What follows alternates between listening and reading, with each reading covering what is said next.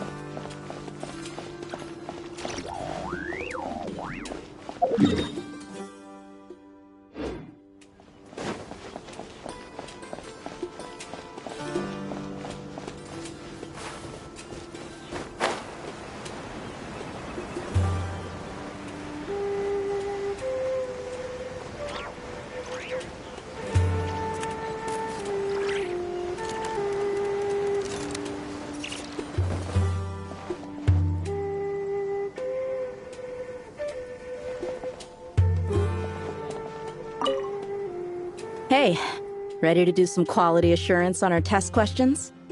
Wonderful. Just don't forget to pace yourself. Yep, all you gotta do is defeat a certain number within the time limit. But hey, leave some for the trainees, okay?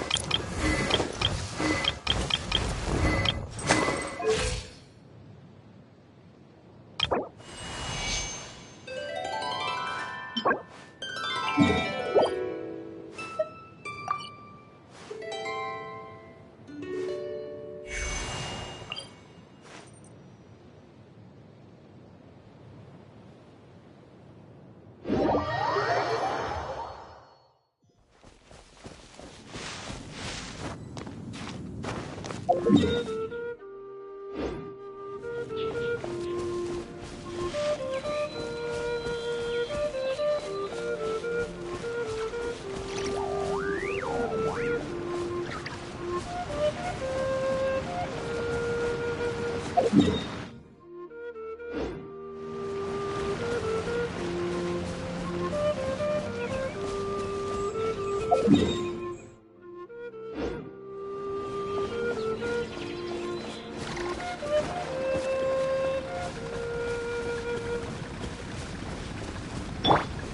and stop me!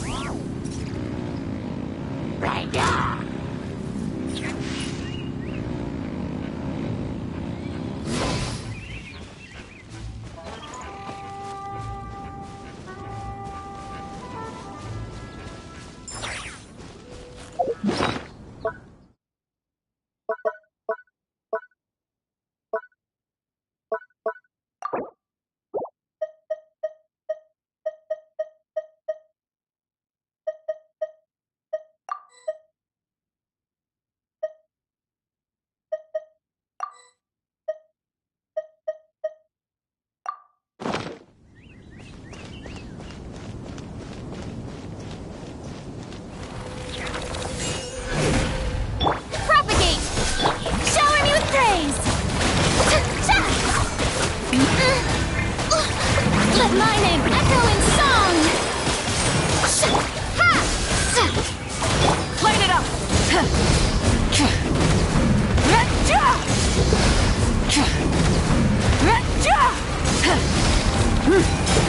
Switching gears. Propagate! Cool it!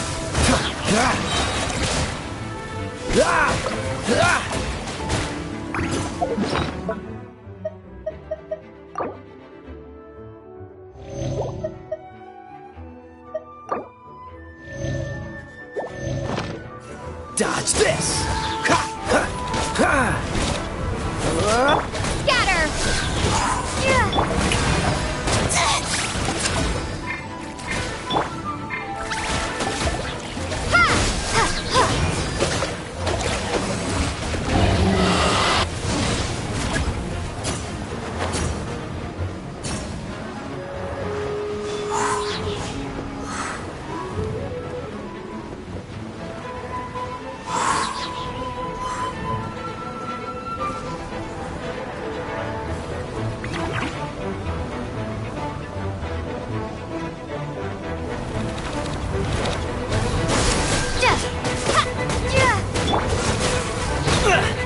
Time to fight back, I suppose. Propagate!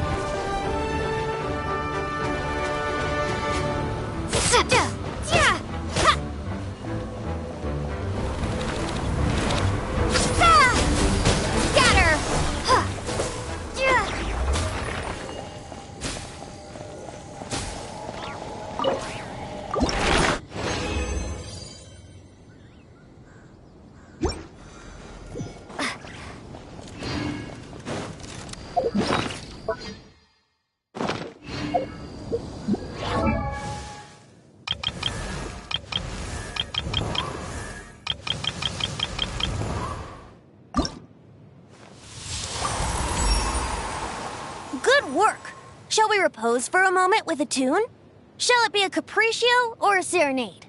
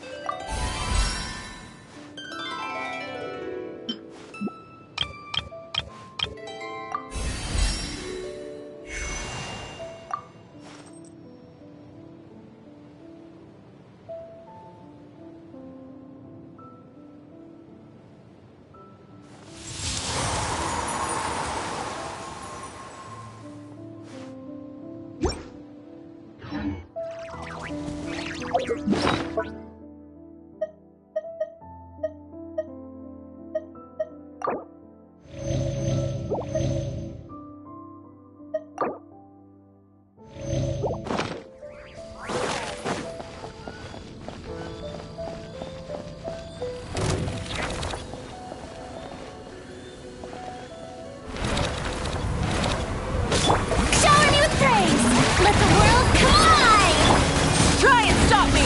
Light of the blazing sun! Don't get frostbite. Ha! Ha! Yeah! Yeah!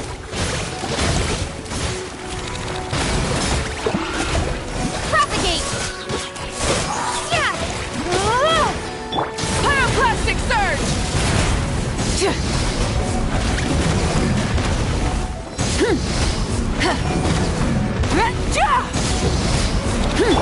Yoo-hoo!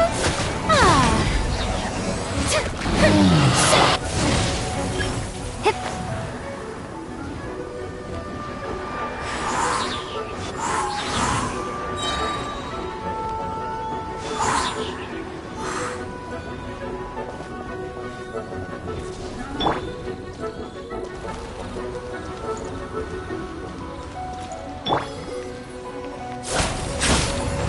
Yeah! May I present? Ha!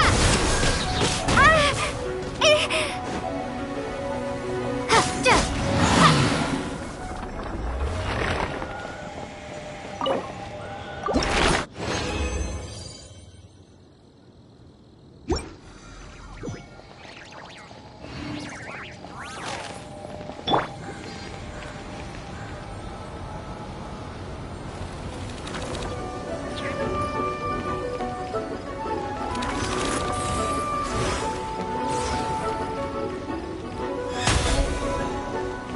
Shower me with praise!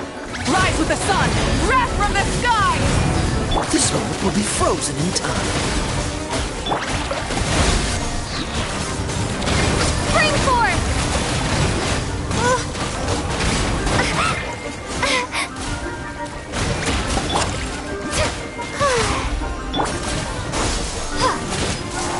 Yeah!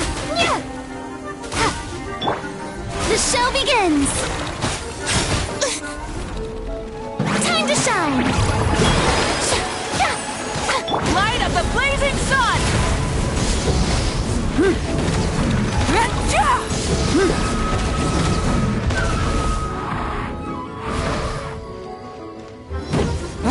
Scatter!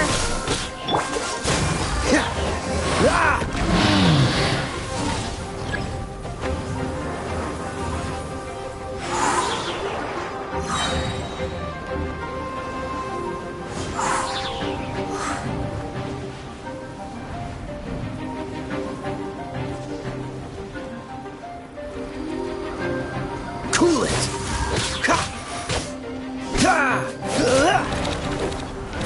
Huh. Yeah!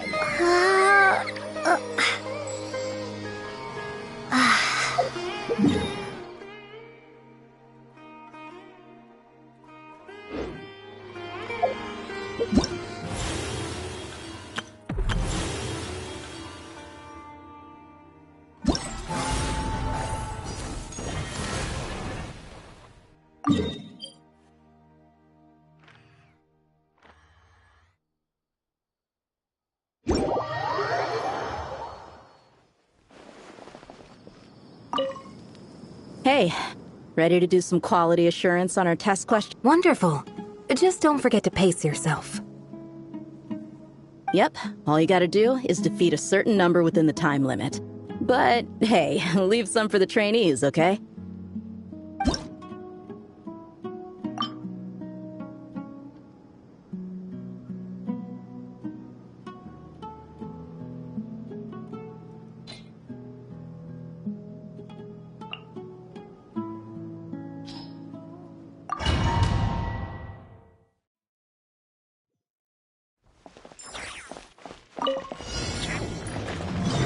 Propagate! Germinate! Quake! Oh, so sorry. Freeze! Order guide you. Let the world collide! Scatter!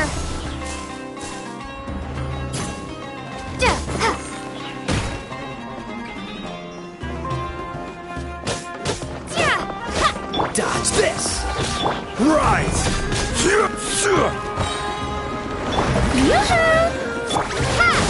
I will have order. Quake!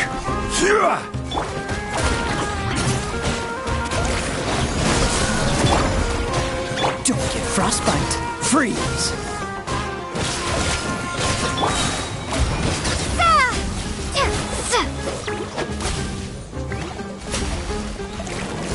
Propagate! Shower me with praise! Time to shine! How dare you! Order guide you. Crumble! Cool it! This moment will be frozen in time. Dodge this! Scatter! Bring forth!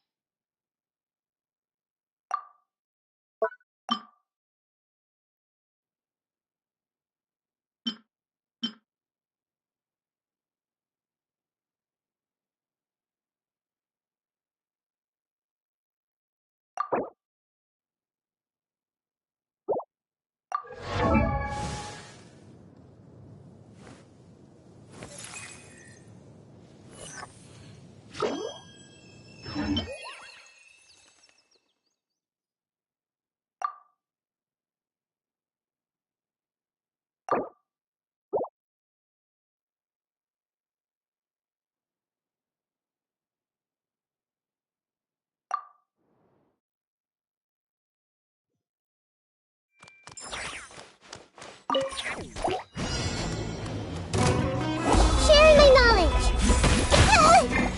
Time for takeoff!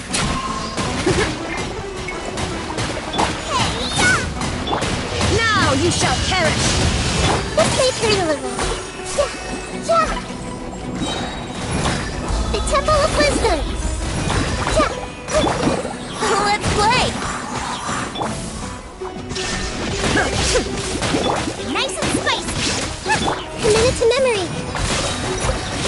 Sharing my knowledge! This may hurt a little. Inazuma shines eternal! Eat this! Boba, get them! Think you can get away? Make yourselves at home! Grow!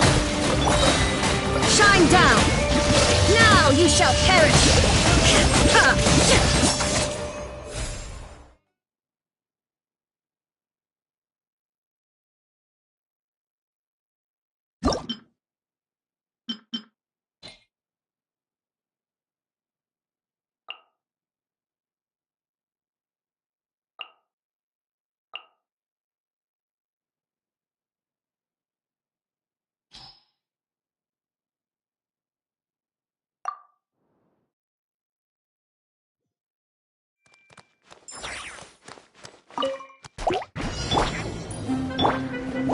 Time for takeoff. Torn to oblivion! Wrath from the sky! Sharing my knowledge.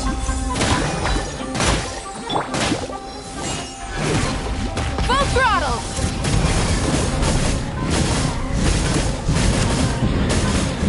There is no escape! Light of the blazing sun! Brace yourself. Committed to memory. Yeah, the Temple of Wisdom. Yeah. Think you can get away? Shine down! Grow. Yeah, sharing my knowledge. Now you shall perish! Yahoo!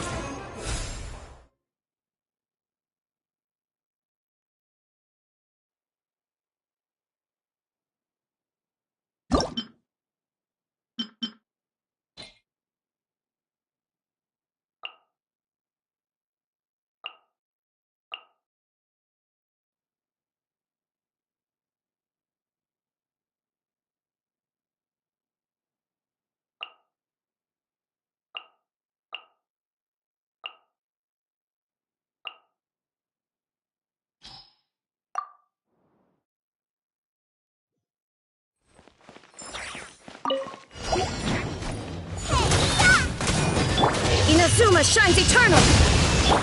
Make yourselves at home. Time for takeoff.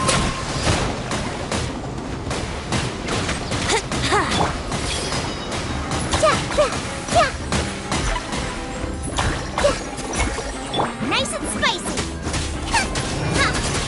Illusion shattered! Ha! Ha! Ha! Shine down! Ha! Let's play. Yeah. Committed to memory. The Temple of Wisdom. Stop. Yeah. Torn to oblivion!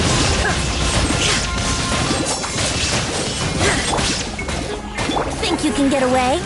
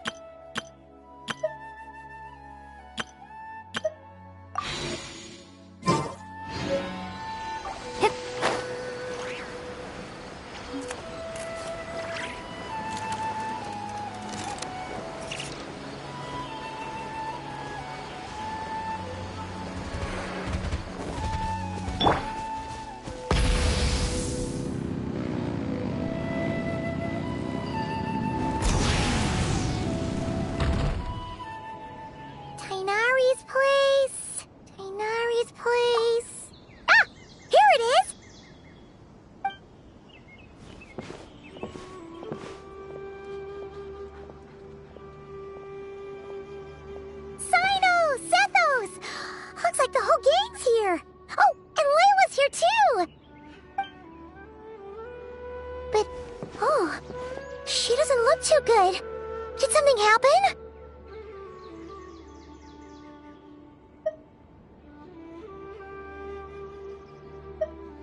Ah, Paimon, Traveler.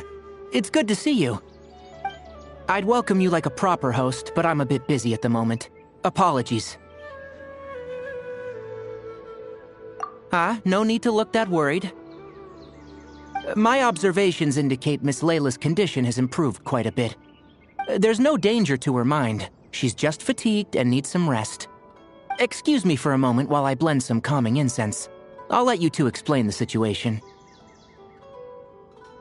All right.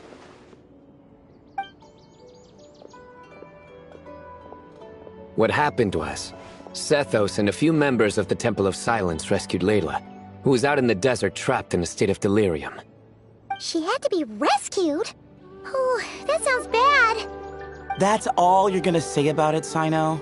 I mean, we don't want people jumping to conclusions. That's all I can say about it. The person involved is unable to explain what happened to her, so we're limited in what we know. Sorry. My head... still dizzy. The moons... Exactly how many are there?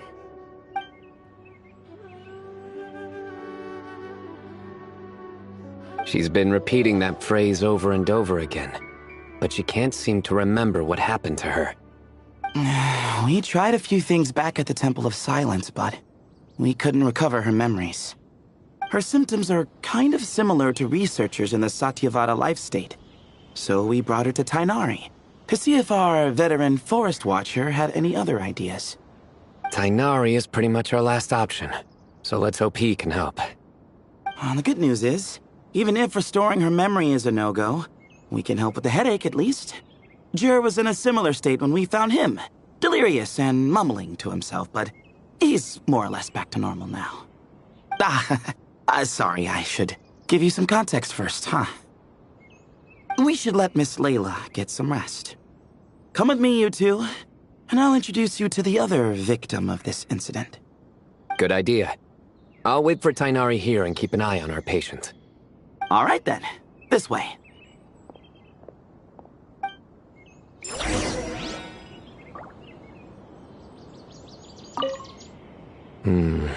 Something strange is going on.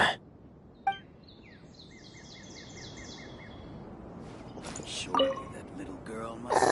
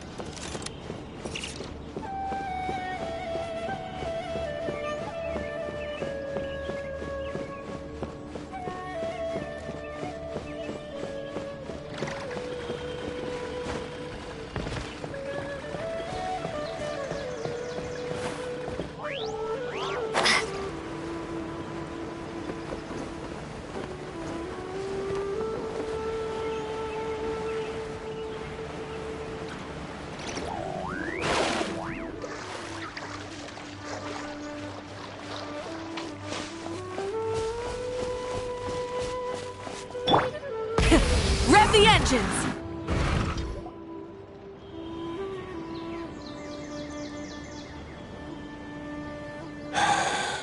Who did the Ajalenok nut offend? I just don't get it. Hey, Jer. Still musing about Aji nuts, huh? Want me to have Sino come over and tell some jokes? Might help distract you. No. No need. I'm done.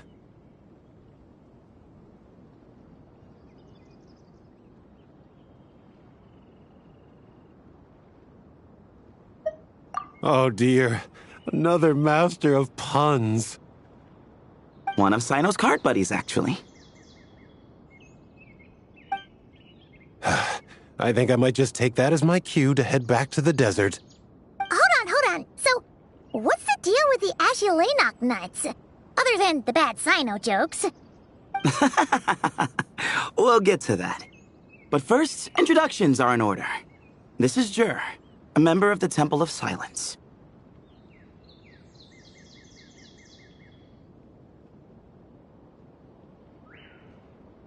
And you remember the Traveler, right, Jer? Of course. I'd never forget a participant in the Rite of Duels or the hero who saved Sumeru.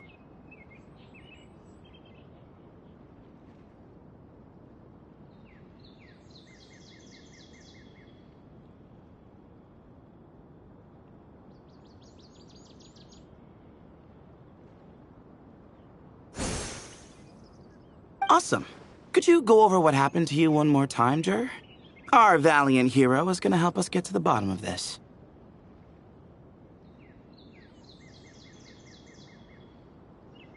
Might as well join since you're here, am I right? Just hear him out. You're gonna want to uncover this mystery once you do. I'd bet on it.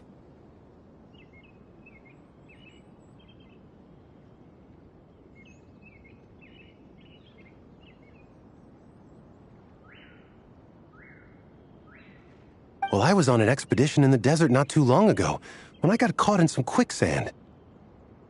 Later, it became obvious it wasn't normal quicksand because instead of sinking to my death, I fell into an undiscovered ruin. In my panic, arms and legs flailing about, I suspect I touched some things I shouldn't have.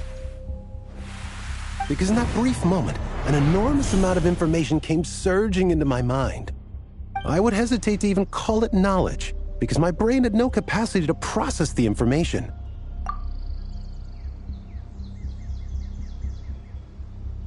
To use an analogy, it would be like trying to stuff thousands of Ajilenok nuts into a small water skin without it bursting.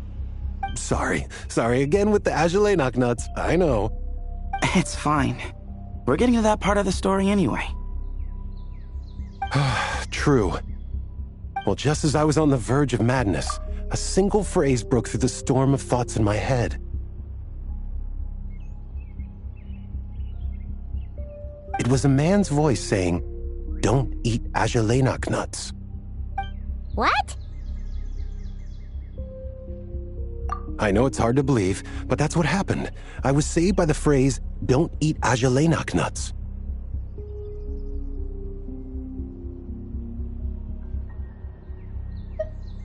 I'm not sure. I'm not even certain it was a man's voice. It's hard to remember now that I've been repeating it so much myself. Anyway, the good news is I no longer feel like my head is going to explode.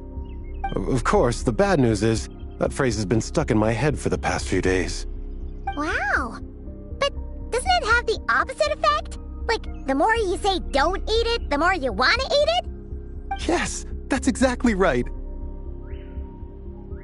Whoever the voice belongs to, I don't know what his deal is with those nuts. Well, the world's a big place. There's bound to be people who don't like sweet stuff.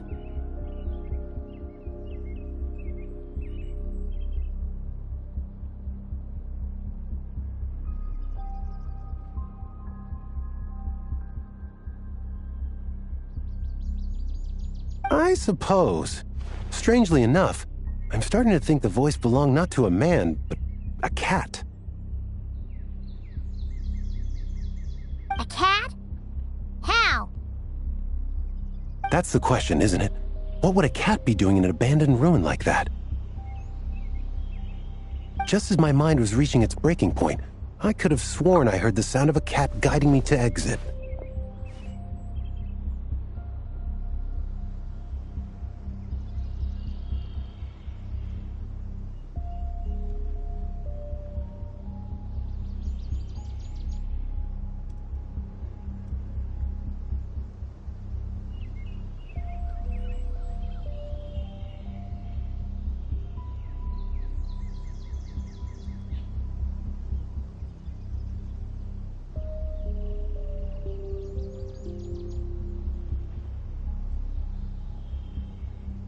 But when I came to, all I saw was endless desert, and Sethos shaking me in a desperate attempt to wake me up.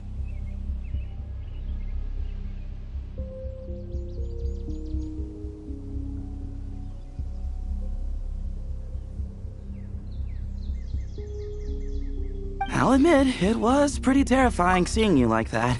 Staring off into space and mumbling about Ajile knocknuts.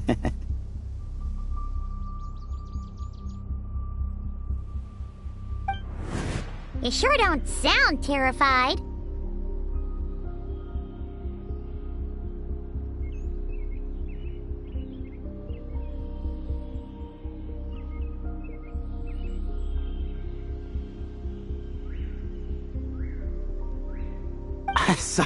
Sorry.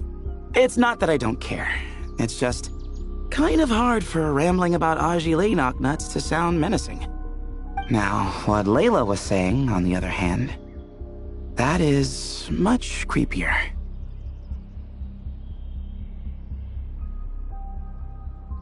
Exactly. The unknown is what breeds fear. Ajile knocknuts are familiar. But the moon suspended above us at night? That's about as foreign as it gets. Well, we don't know that for sure. There could be a whole other world inside an Ajile knocknut, with a moon of its own.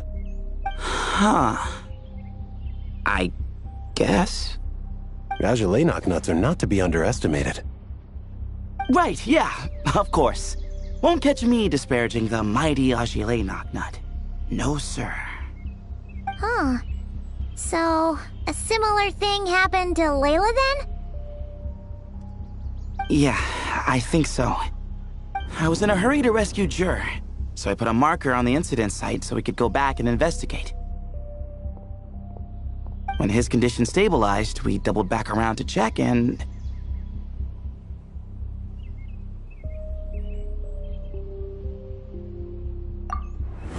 Exactly. Multiple victims with the same symptoms at the same location. It wasn't hard to conclude that something is seriously wrong with that place. So, after we got Layla out of there, I had the Temple of Silence put up a warning sign at the scene and send patrols to watch the area. Speaking of, Sino, Tainari, and I are going to head back there and investigate once Layla is stable. So, as per usual, you're here just in time. That's for sure. But there's another reason I want Sino and Tainari involved in this. Because the story doesn't end there. Right, Jer? Oh, yes. Where was I? The Ajile knocknuts butted in and I... Right. Yes. The cat.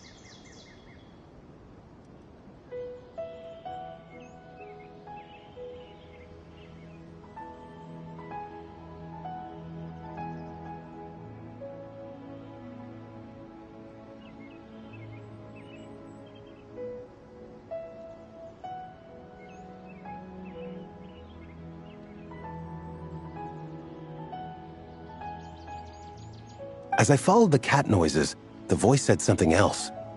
So, there are those from Tula who still endure. I thought that was strange, of course, because, well, was the voice referring to me? Records of my ancestry are rather sparse, so I'm not sure if my bloodline even traces back to that place.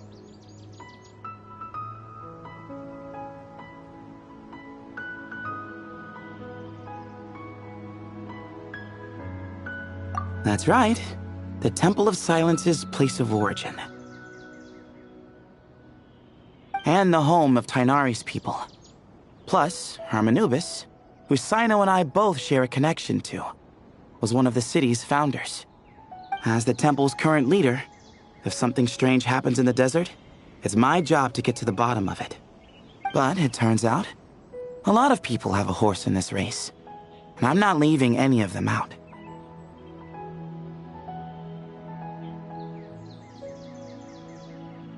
See? Knew you'd join. But yeah, that's all we know about Jur's situation. Tainari should be done on his end. Let's head back and check on Miss Layla.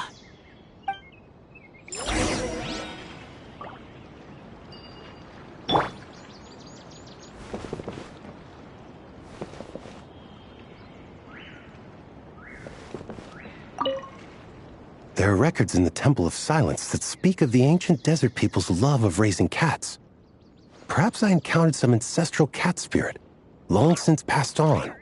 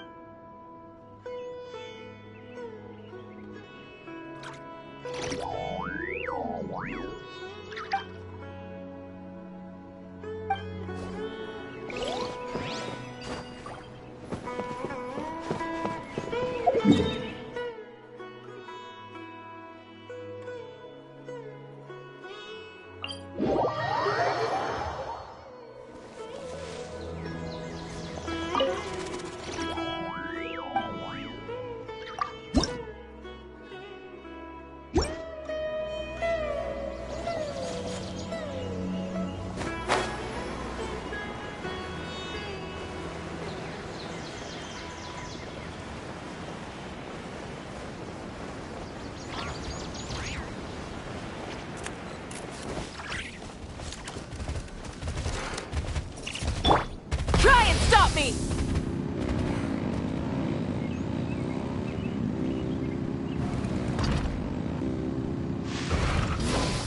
Surely that little girl must be leaving soon.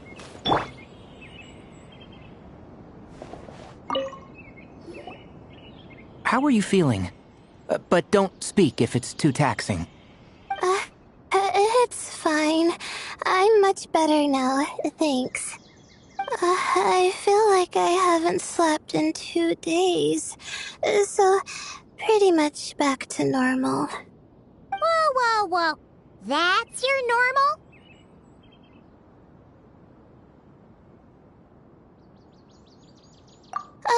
Traveler, Paimon, I thought I heard your voices earlier. Oh, and, I'm sorry. Huh? You don't have to apologize. You didn't do anything wrong. No, I just mean, I think I'm about to disappoint you.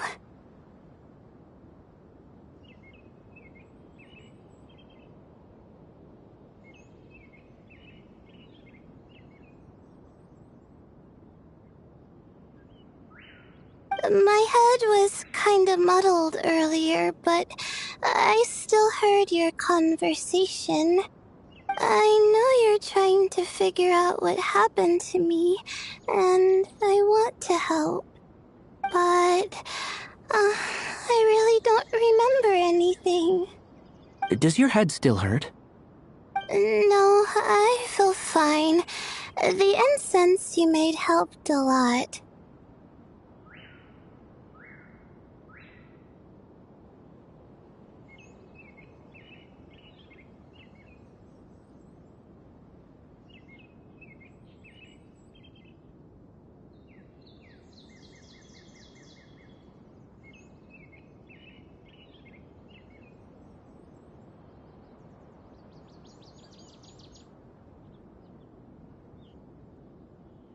I'm still hearing those words in my head, but other than that, I'm okay.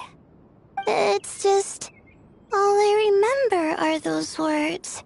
Everything else is a total blank.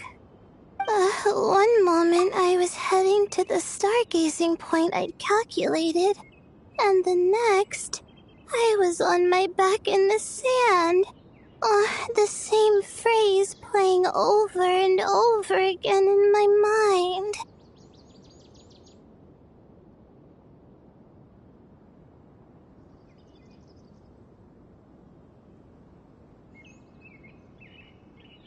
How many moons are there in the sky? Sethos, did your friend Jur suffer from memory loss too? Not really. His memories are blurry, but there aren't huge gaps like this.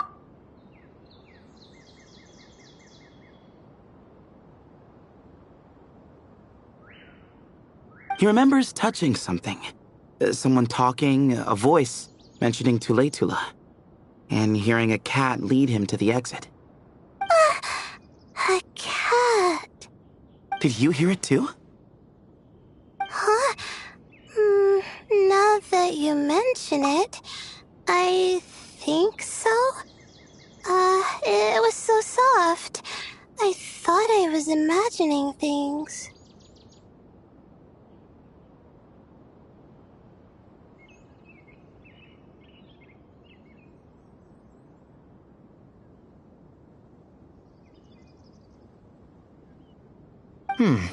Which means, at the very least, what the two of you experienced while escaping the ruin is consistent.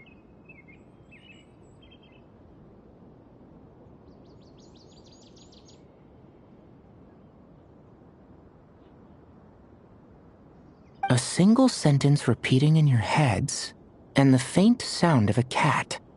Still not a lot to go off of. Agreed. Oh, is your head hurting again, Layla? No, I was just thinking.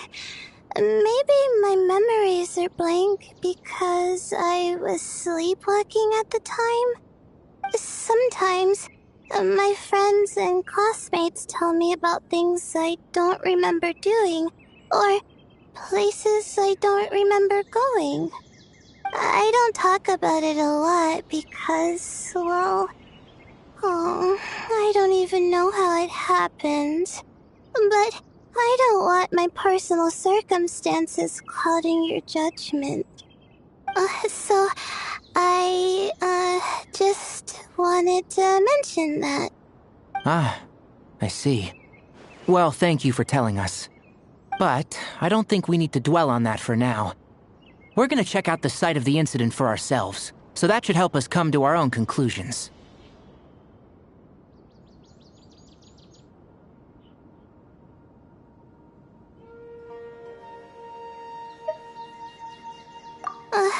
Okay. Then could I come too? I have to know what happened to me back there. Sure, but on one condition. You need to be in tip-top shape before we head out. If your condition isn't stable enough before then, I'll have to figure out something else. Of course. No problem. Well, I'm more concerned about Tainari.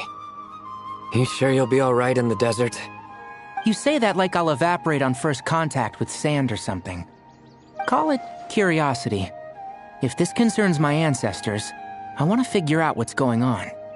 Anyway, as long as I take things slow when the sun's out, I should be fine with the right preparation. Besides, it's a good idea to have a doctor on hand in case of emergencies. So long as our doctor doesn't become the emergency. Well, if that happens, I suppose I'll just have to rely on the kindness of my entourage to haul me back home. All right, well, that all sounds good to me. Let's meet in 2 days like we agreed.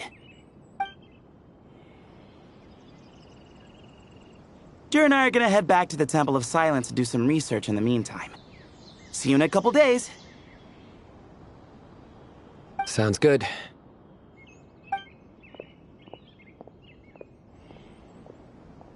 What about you, Layla?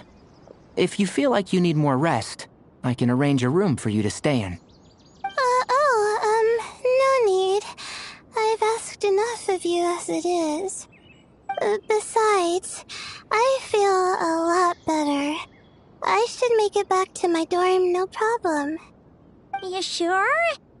Don't push it too hard, or you might end up sleepwalking along the way.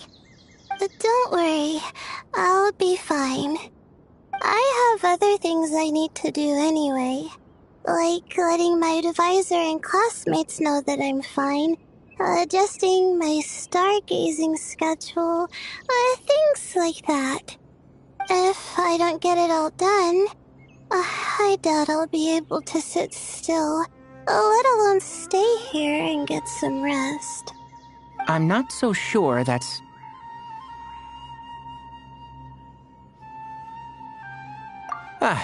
a much better idea. Thank you, Traveler. Of course, if anything starts to feel off, come back for a checkup right away. You'd better listen to him, Layla, or he'll feed you tasteless slop as a punishment. Punishment? You're the one who caught a cold. You're supposed to eat light when that happens. Besides, with your nose stuffed up like that, you couldn't taste anything to begin with. Huh. Is that so? And here I thought it was an intestinal issue. Should have seen that coming.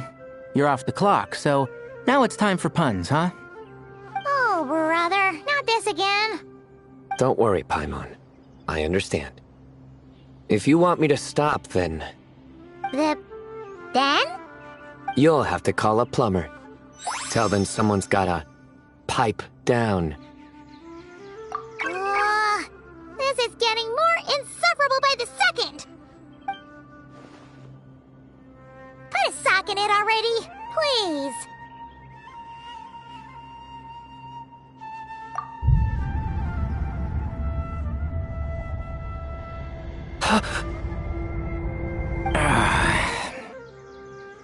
Paimon's done with this game!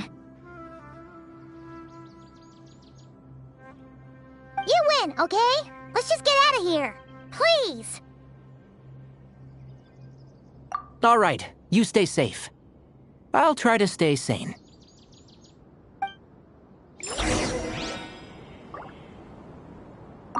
It seems your jokes have improved with practice, Traveler. Happy about that? Absolutely. Finally, someone to share the load. You know what? Akale's helping out the academia, but I haven't had the chance to check on her. Why don't you do me a favor and go do that? Hold on. I thought you were having me over for dinner.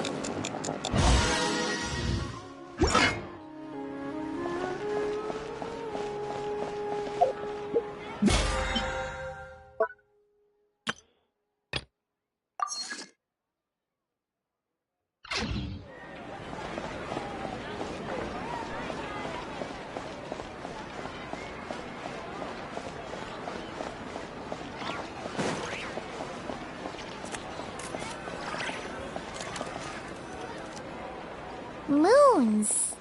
Azulenak nuts. Moons. Azulenak nuts.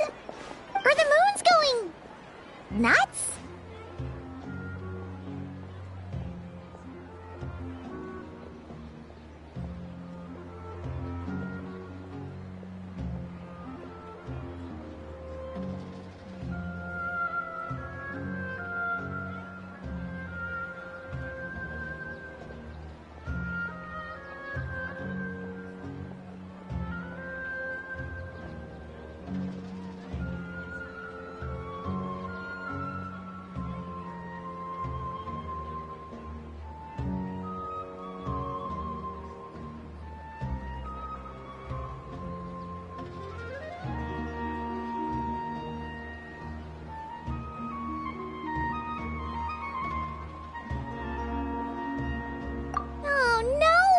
Looks like Paimon's caught the brain bug too! She can't stop thinking about those two things! Paimon's gotta clear her head. But how? Aha! Got it! The cafe over there! Why don't we head over for a quick pick-me-up?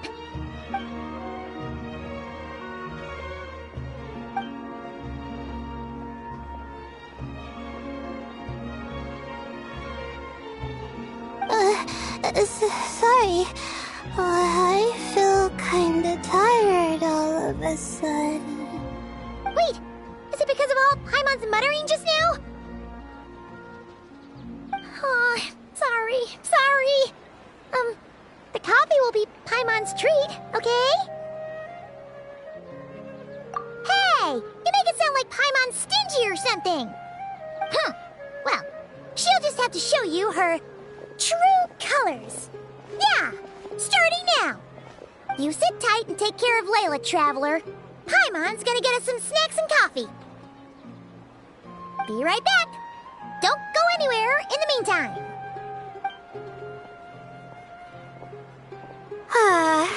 She's pushing herself again as always.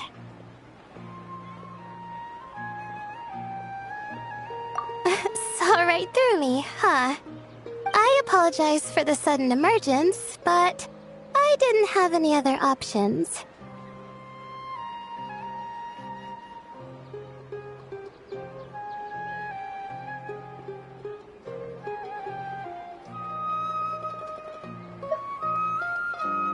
Well, that's true. So, for our sake and your safety, allow me to fill in the gaps in her memory. That's right. Layla was already in bad shape, stressing about her new study topic, focusing on the stars instead of her surroundings. By the time she realized the danger she was in, it was too late.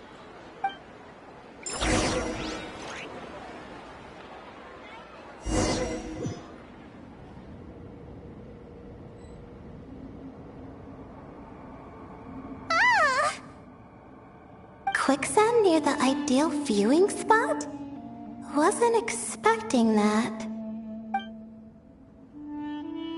Looks like Layla's been under a lot of pressure lately. She hasn't been paying attention to her surroundings. But why would quicksand lead to a place like this? Well, all in all, looks like a common desert ruin. Guess there's nothing to do but try to find a way out. Oh, Layla, what have you gotten yourself into this time?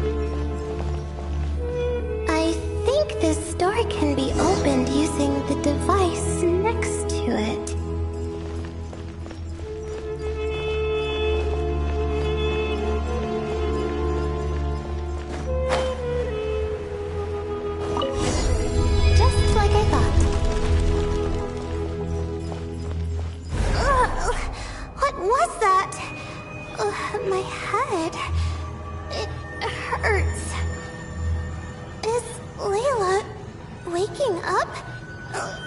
No, that's not it.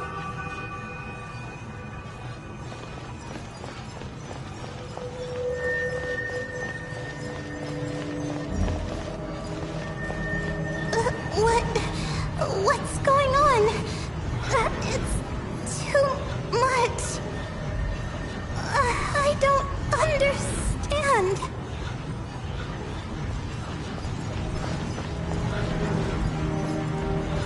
The ground is... Where am I? It's spinning.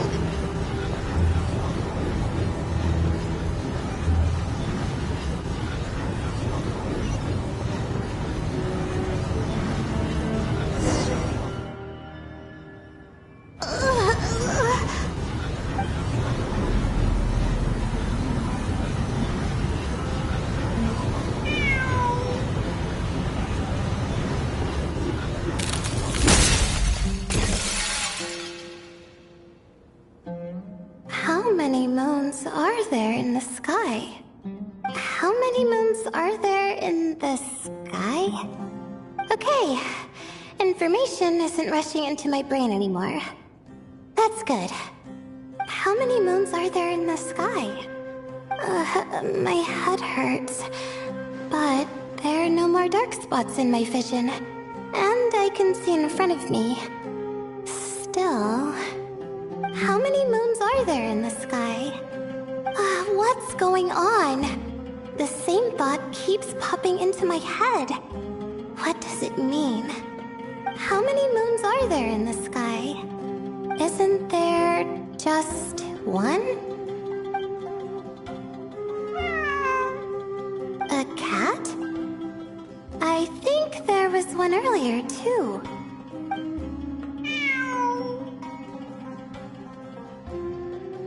I'm not hearing things. It really is a cat. But what is it doing here? How many moons are there? No! Stop it!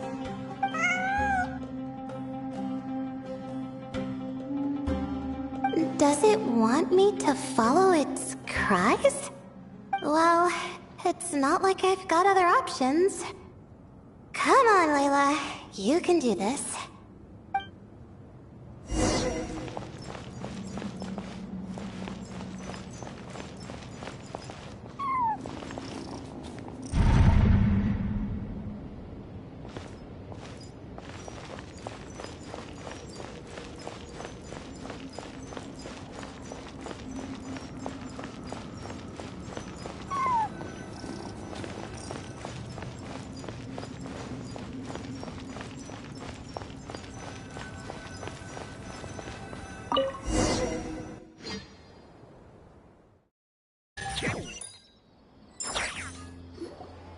And so, I followed the cat's cries to find my way out. It was quite a kind creature. It didn't even leave until the other me started to wake up.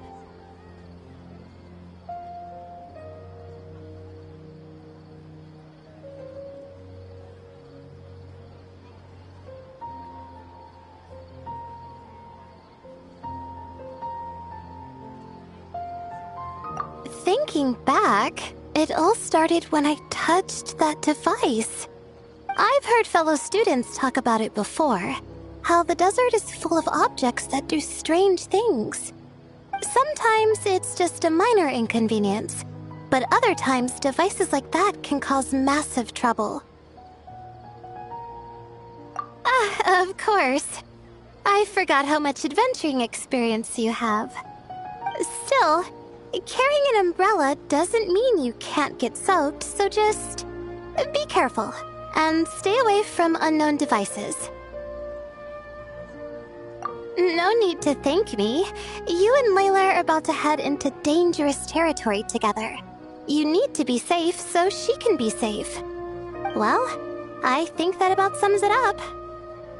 And just in time. Your coffee's here. Traveler? A little help over here?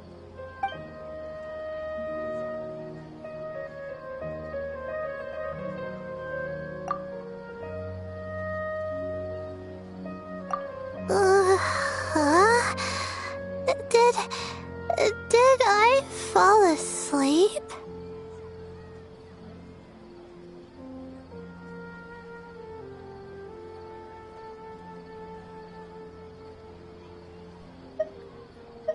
Wow! Paimon didn't even know she had such an impressive skill. Ha! Does that mean since Paimon bought this coffee, it would just make you sleepier? A beverage that puts people to sleep. Better saved for work hours, I think. What? So you can nap on the job? Who does that? Huh? Oh.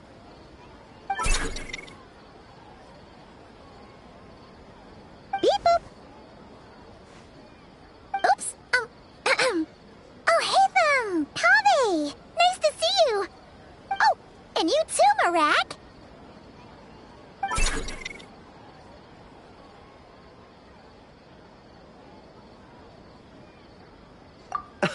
Sorry. Hope we're not interrupting anything. Miss Layla? You don't look so good.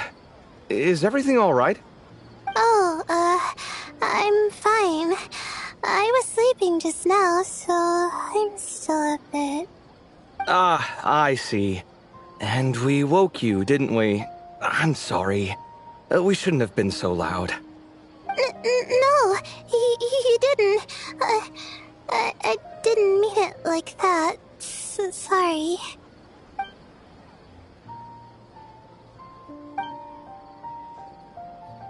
Wait, where are you going? You just got here. I'm going to do what I came here to do. Which is? Buy coffee beans.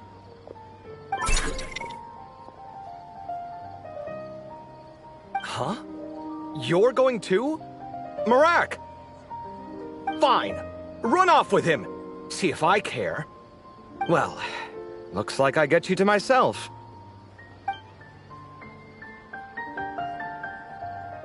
It's been a while, hasn't it? How have you been? So, a busy life of adventuring for you, and a busy life of academics for Miss Layla, is that right? Oh, is something wrong? Ah, the desert's not always the friendliest place, that's for sure. And from the look on your faces, I'm guessing this problem's not resolved?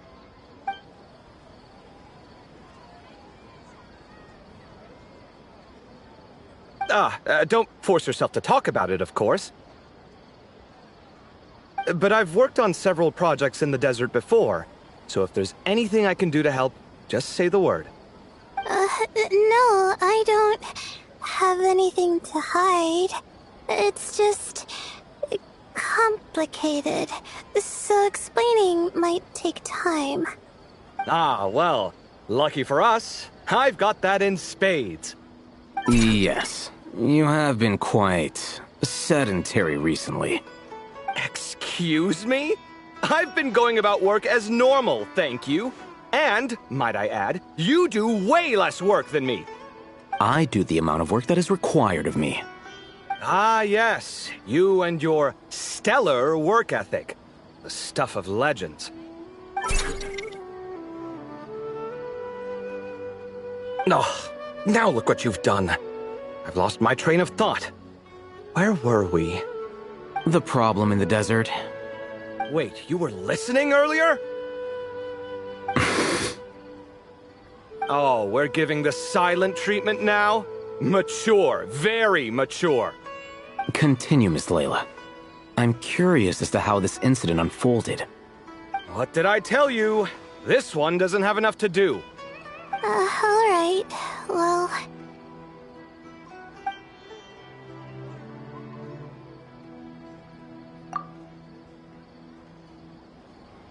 Could you still use some extra hands on this investigation team of yours? Huh? You want to join, Mr. Kaveh? That's right. I think my experience studying desert mausoleums could be of some use here.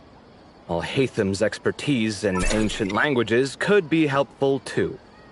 Besides, I consider you all to be my friends, and friends are supposed to help each other out. Wait, I'm involved in this now? Oh, please. I know you. Half the battle was over the minute you said you were curious. We couldn't stop you from joining if we tried. Well, you've got me there. Besides...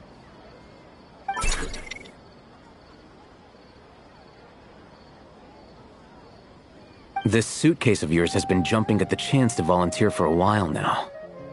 I imagine... You imagine? Mechanical life forms might also feel homesick from time to time. Huh. Now that you mention it, Marak's core was a component sourced from the desert. That could prove useful. You're sure you want to come with us? It could be dangerous. Oh, I'm sure. All the more reason to recruit as much help as possible. It's important to count on friends at times like these.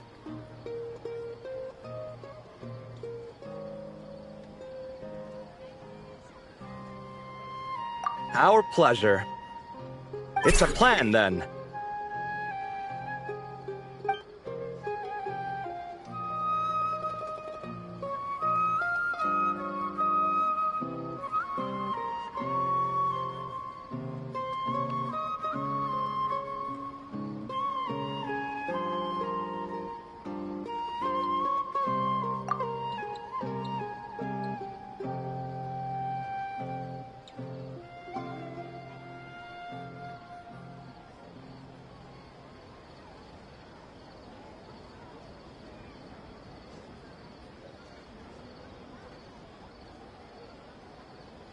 All right, we'll head back to our place to get ready. This one hasn't been on a trip in a while. Chances are, he doesn't even remember how to pack a suitcase. I'm not worried. It'll get done. Somehow. Would it kill you to help every once in a while? I do help. It's called moral support. Oh, of course. And I am ever so grateful. Goodbye, you three. We'll see you soon!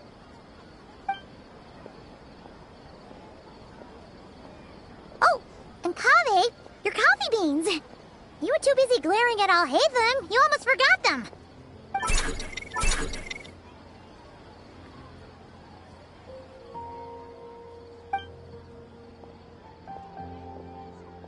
Well, we're pretty close to the academia now. I should be fine from here. Thanks for the coffee, Paimon. I feel much better now.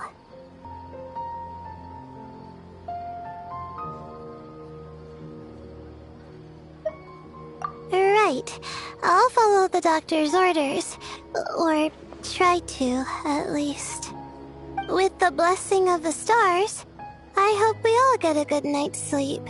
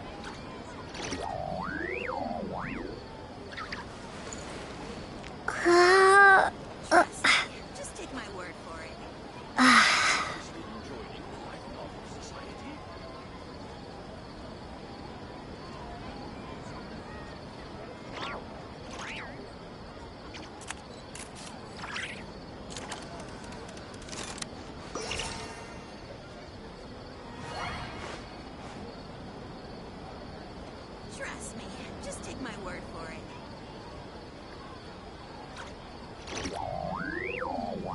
Interested in joining the Light Novel Society?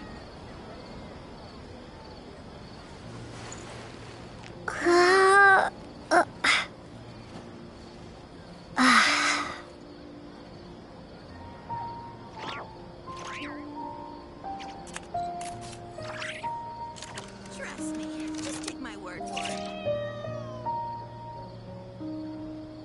Interested in joining the Light Novel Society?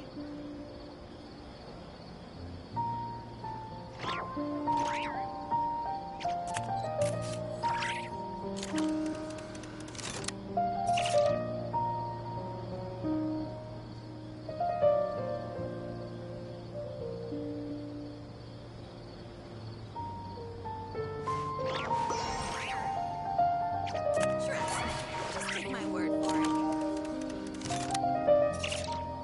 Interested in joining the Light Novel Society?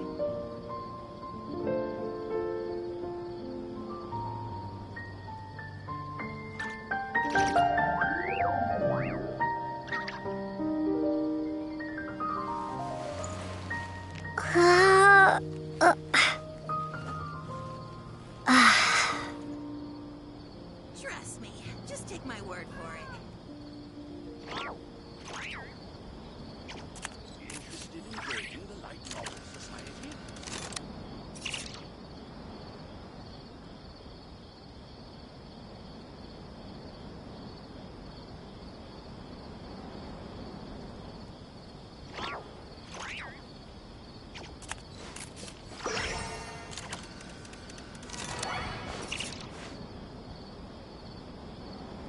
Trust me, just take my word for it. Interested in joining the Light Novel Society?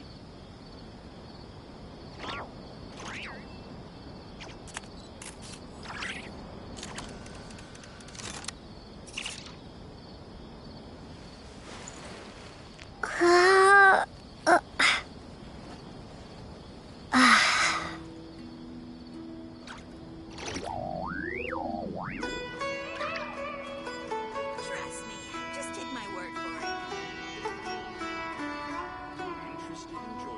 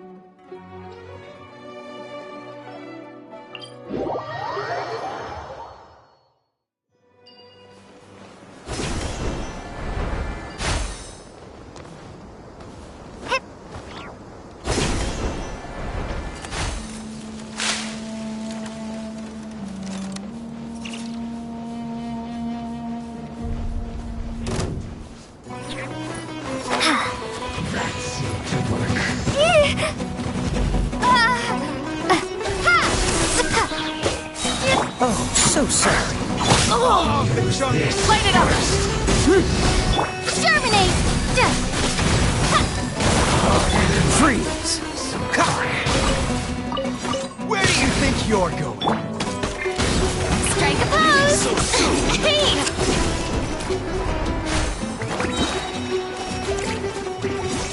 Let my name echo in song! Scatter!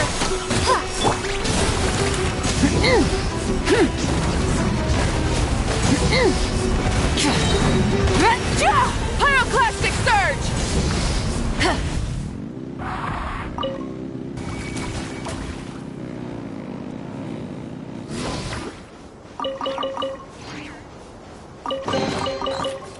Hey, not a bad haul.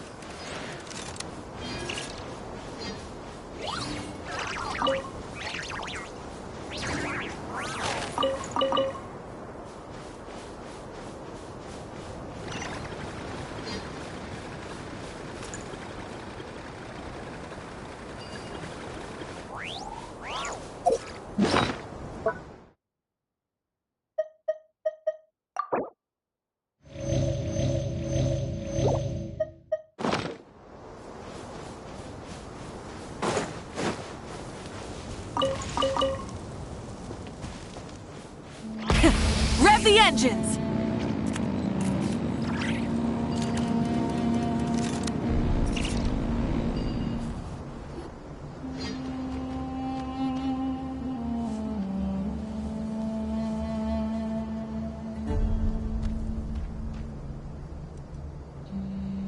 Looking at the map, We should be getting close.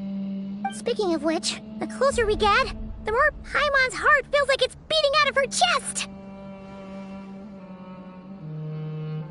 Excitement! Yeah, sure, that's it. Oh look! It's Tainari and the others! Everyone's here bright and early. Yeah, the desert's a pretty harsh environment. Better to travel at night and beat the heat. Hey everyone! We're here! Ah, right on time.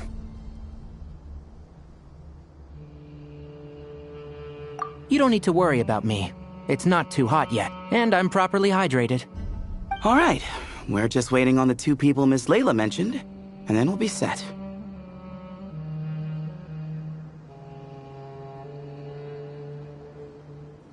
He's staying behind. If we don't make it back after a certain time, he'll be in charge of rescue operations. You can count on me. Nice! You thought of everything! Oh, and Cyrus said he'll be in Aru Village, so he's also available if we need help. Haha! Amazing! Having people to watch our back is making Paimon a lot less nervous.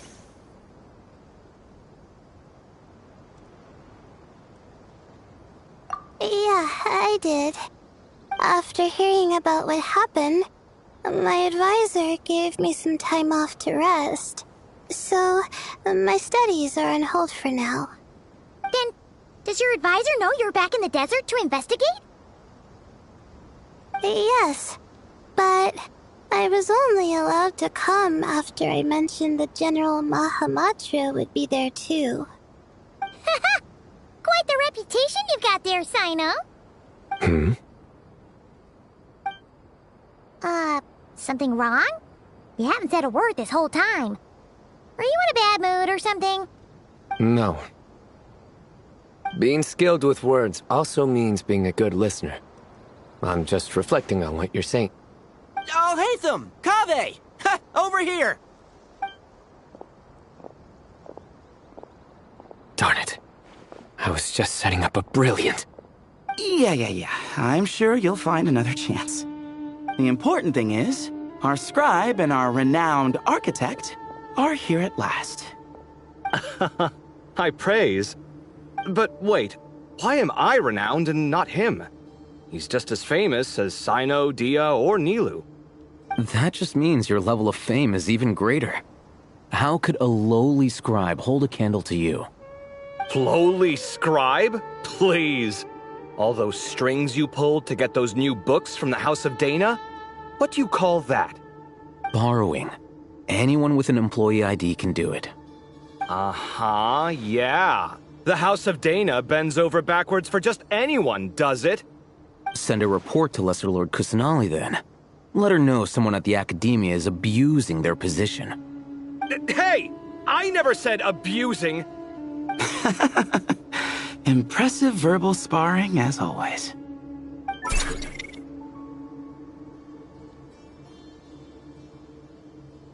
Oh, hello to you too, Marak. Well, looks like your assistant is raring to go, Kaveh.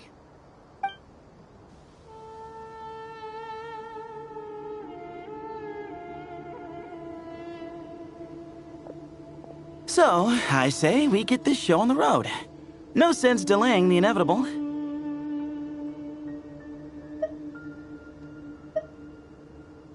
No need. We're in this together, remember? Sure. This is the entrance, yeah? Yes. Perfect.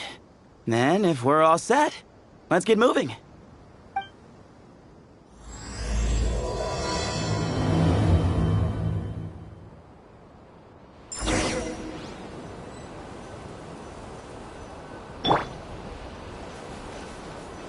I hope everything goes well in there. I've got your back from out here.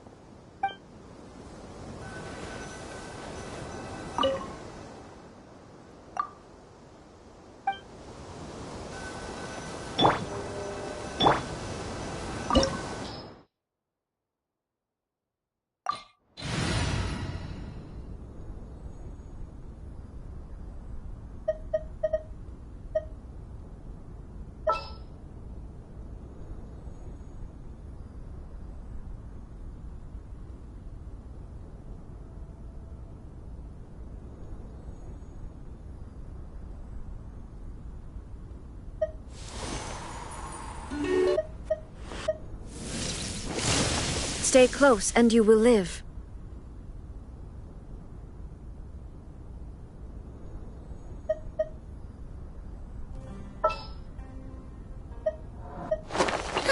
I knew you'd miss me.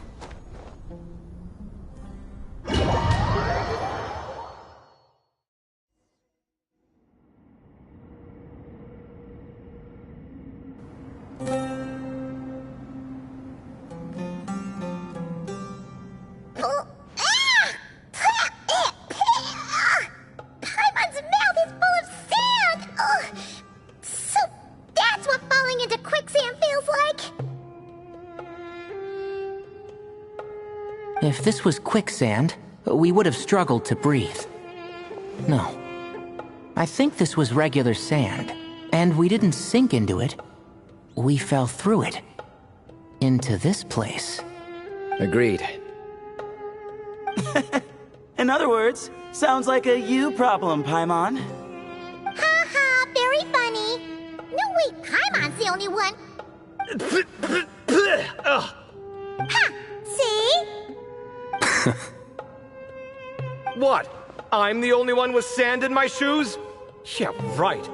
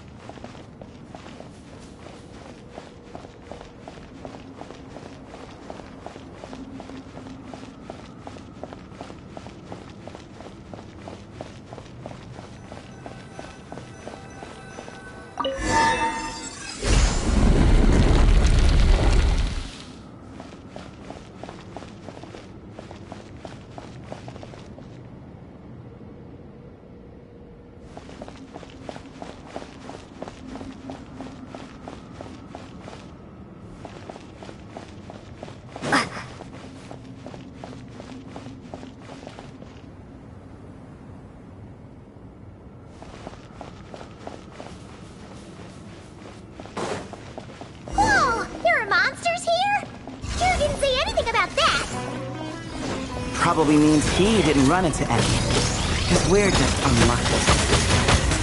Not the best sign of what's to come. He'll be fine. Let's just use up all our bad luck and we'll be golden.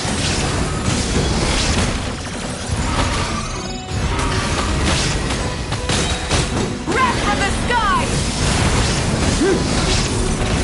Shower me with praise! Time to shine! Rev the engines! There is no escape!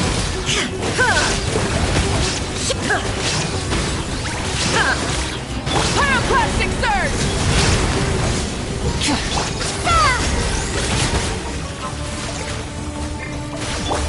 Light it up! Yoo-hoo!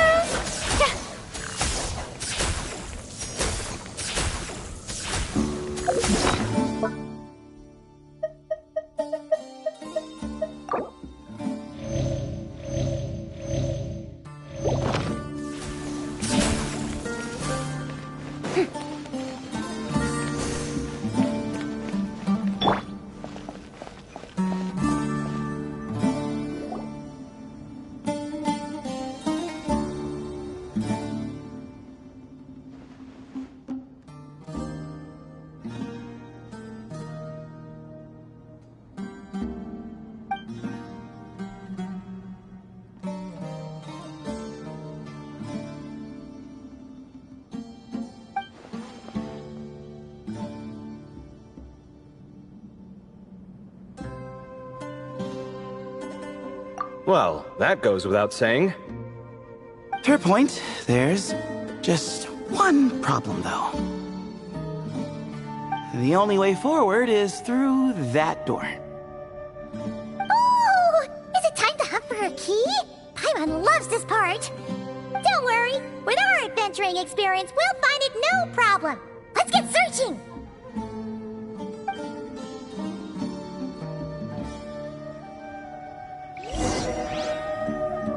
Marak, wait!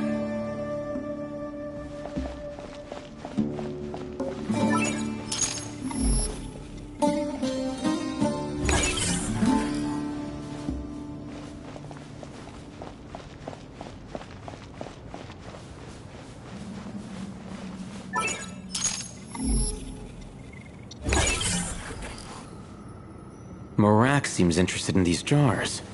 Go smash them. Ah, well, we would hate for you to have to lift a finger, Your Highness.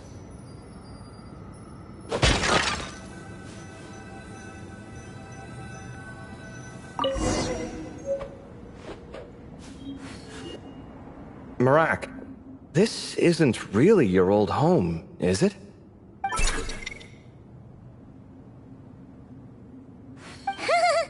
No idea what that means, but Marak does sound pretty happy. So, mechanical life forms do have the capacity to miss home. A novel discovery. Well, with Marak leading the way, we should be safe, right?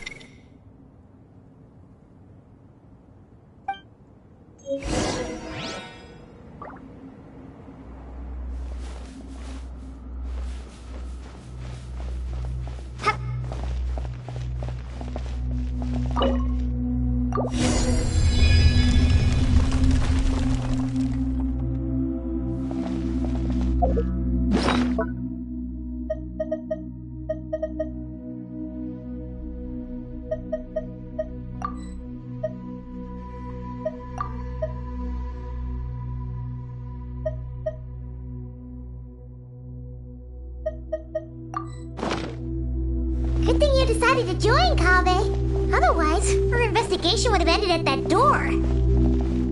It was nothing that I did. You should thank Marak instead.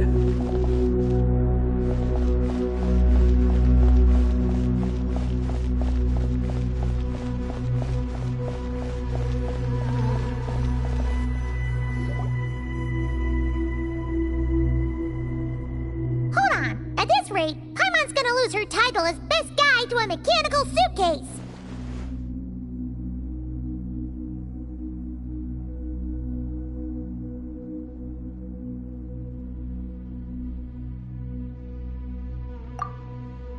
Aw, thanks. Hey, wait. What do you mean, useless? Well, no weird mental symptoms so far. I'll take that as a win. That said...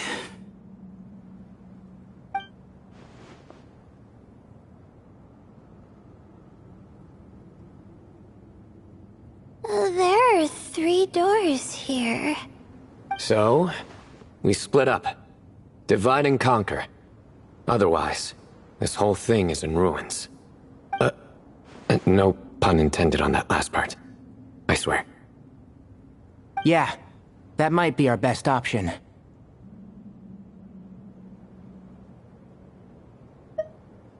Good idea. And the minute things go south, we go back the way we came. Ooh, this is getting exciting! So, who's teaming up with who? Paimon calls dibs on the Traveler!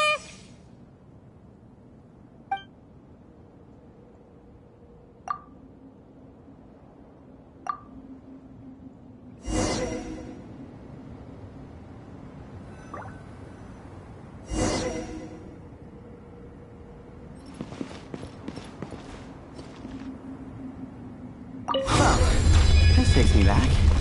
Last time we were in the desert together, 2 of you came all the way out here to gang up on me. Oh? Sounds like someone's holding a grudge. Just what I like to hear.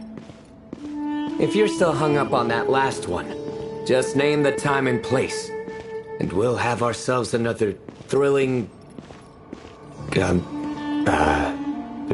duel.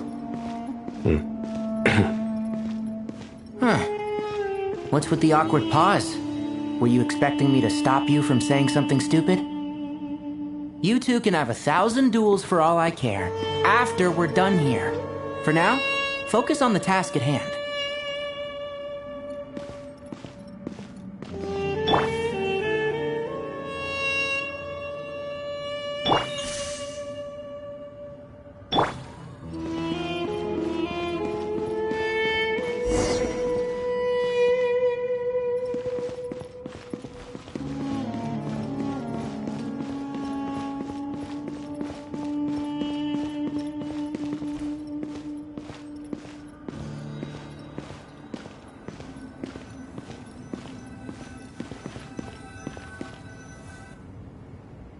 This chamber is huge.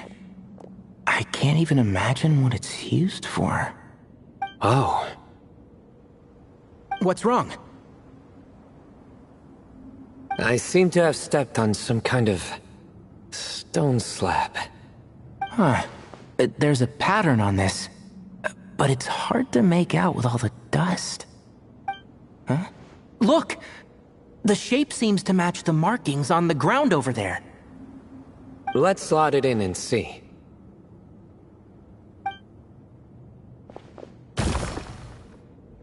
And we have a match. Looks like we need to find the other 3 broken slabs. Let's search the area, but be careful where you step.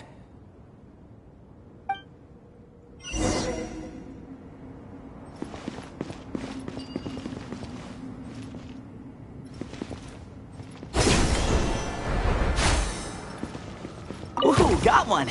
Ouch, but watch out. The edges are kind of sharp.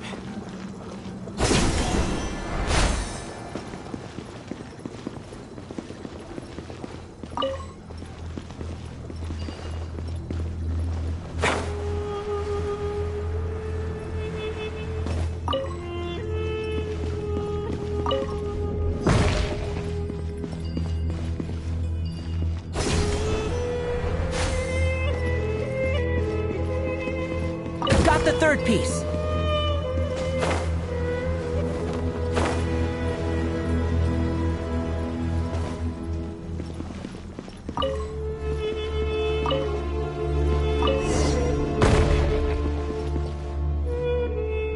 We just need one more. Huh. Look! A cat!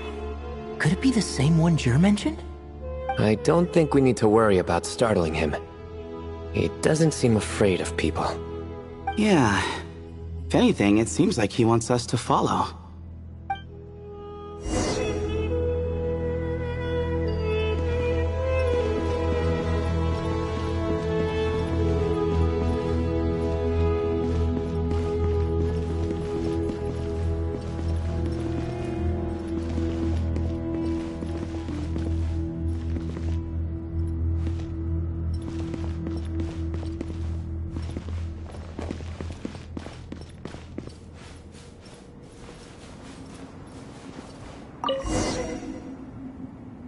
Oh, he led us to the last piece. Who's a good kitty? I never thought I'd hear you say something like that. You've clearly never heard how the professor talks to his tomatoes, then.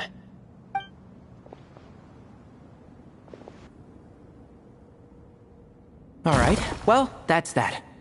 Now, we need to figure out how to get rid of all this dust. Behold, the great Vayu Viastra. Be honest. You've been waiting to say that for... how long now? Just activate the mechanism.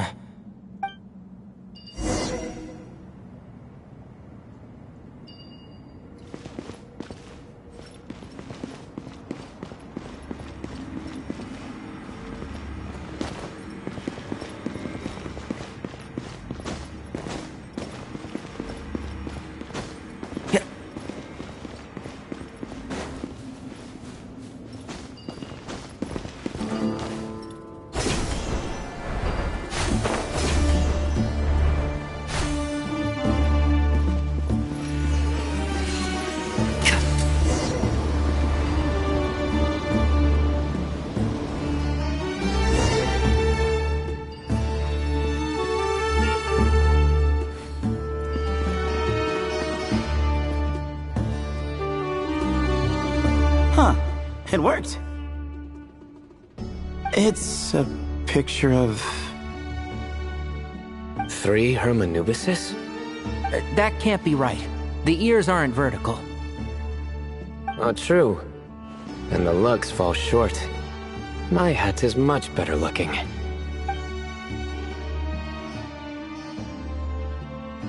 A goat, an ibis, and a crocodile. Oh, wow. Our botanist knows more than just plants. Riveting observation. I was just thinking. These 3 figures look a lot like the 7 pillars of King Deshret. That's right. These are our colleagues. Our what now? You sure about that? Just kidding. But what I meant by that is, these were Hermanubis' colleagues back then. The middle one is the Goat King Harashef, Minister of Ministers, the god Amun's most trusted chancellor.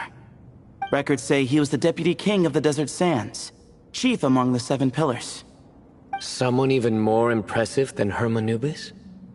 I wonder if that ever got his goat. Sorry, couldn't resist.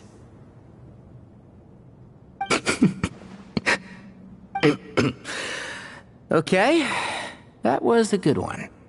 Wait, really? I've got so much more where that came from. Where were we? This is Sobek, the Crocodile King, captain of captains. As the name suggests, he was a valiant commander and had dominion over all weapons of war. And finally, this is the Ibis King Thoth, scribe of scribes. Your memory's pretty impressive. I bet you're almost as good as me at memorizing cards. A scribe? Did he manage archives then? Like Alhaitham? Wait, that's all Alhaitham does? I never knew being an academia scribe was such a cushy job. Well, that's how his friend put it, anyway. But it does seem like he has a lot of free time. Well, I don't know much about the academia, but I'm sure the Ibis King had more responsibilities than that. The temple's records say he represented the wisest aspects of King Deshret, inventing the desert script and arcane arts at his king's command. He must have been quite the impressive man, then. Or creature, depending on how you look at it. Still, why are these 3 the only ones represented here? What about the other pillars of King Deshret? Maybe because the 3 of them were extra close? Huh. Kinda like us. Oh yeah! Maybe we should have someone inscribe us on a commemorative stone slab too. Or we could just take a picture. It would serve the same purpose. Anyway, no more distractions. Huh. Doesn't it look like there's writing carved into the corner? Huh. There is. And it's in the ancient desert script too. Looks like the Ibis King left you some homework. Give me a sec. I'll try and translate it. The ministers are unvirtuous. The scribes unwise. The captains unworthy. My end is not humanity's end. Hereby bestow upon you all the far side of eternity. Wait, so they went to Aru? It doesn't sound like it was their idea. The far side of eternity is said to be the final land of dreams for all desert dwellers.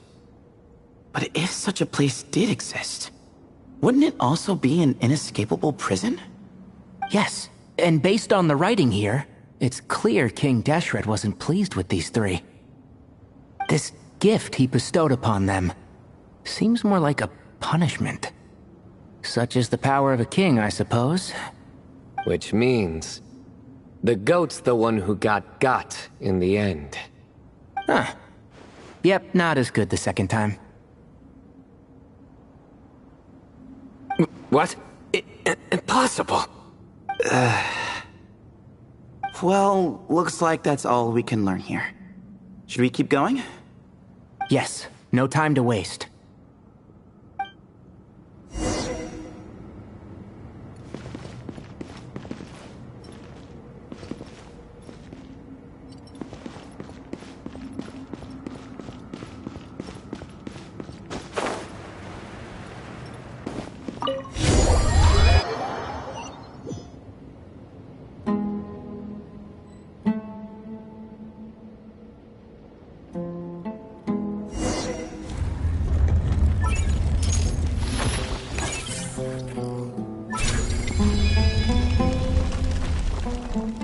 Jeez, who knew a suitcase could be so fast?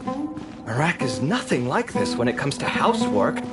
Hey, wait up! A scout's job is to take the lead. Just let Marak figure it out. Easy for you to say. I'll be the one doing the repairs if something happens. Why don't you go scout ahead then? When I think of a comeback, I'll let you know. No rush. Oh, Marak stopped. What is it? Found something? Looks like something covered in sand. Let's get it out then. Come on. Oh, it's a stone slab. Good job, Marak.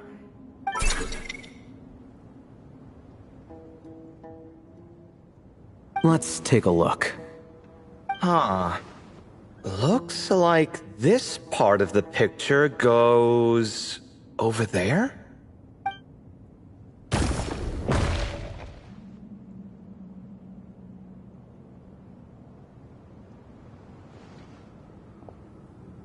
In that case, there must be other pieces. All right, and let's look around. Hey! Why are you sitting down? I thought Marak was helping. Oh, so you do know what that word means. Great. Are we supposed to just sit back while Marak does all the work? No, I doubt you could do that. Exactly. But I can.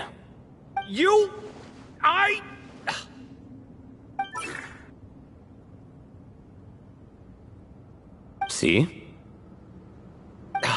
It's all coming back to me. How insufferable it is to work with this no-good, do-nothing... We could be more efficient, I agree. I'll work on this piece. You take care of the rest.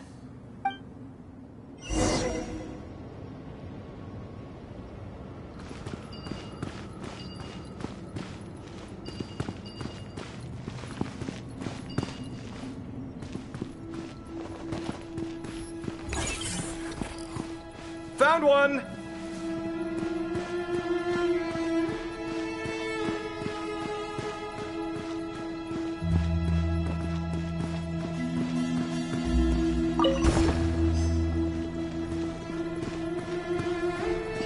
Good teamwork!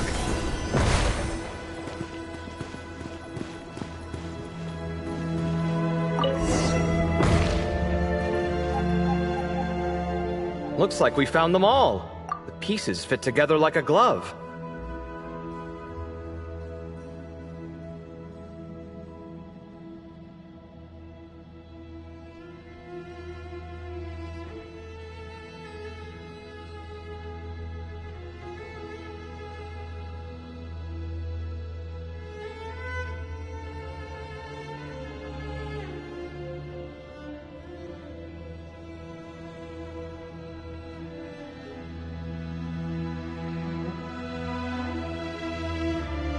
But we can't see what's on them. Turn around. Huh? Look. Oh, I've seen this before. It can create strong winds. Just what we need to clean off the slab. Come on, let's... Hey! Don't worry about me. If I sit here, I won't be in the way. Oh, you don't want to be in the way? Then sit right in front, so the device can blow you straight back to Sumeru City.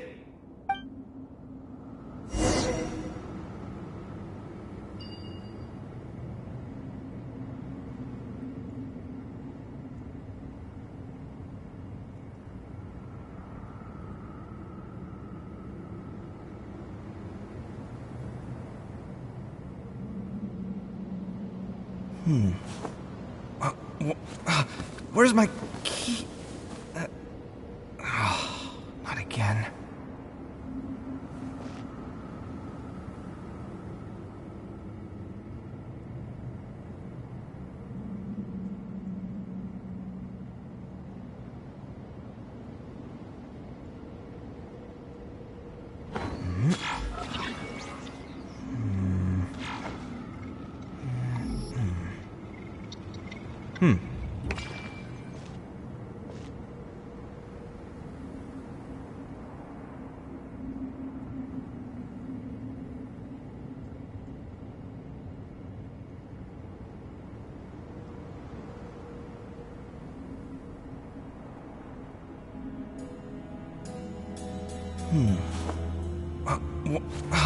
Where's my key?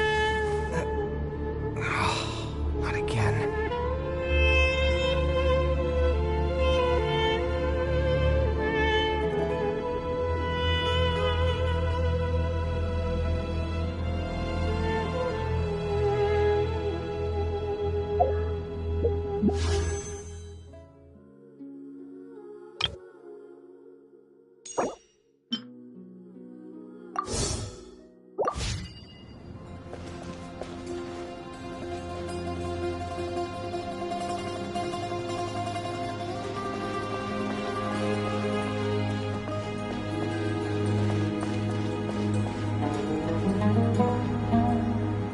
Breaking new ground!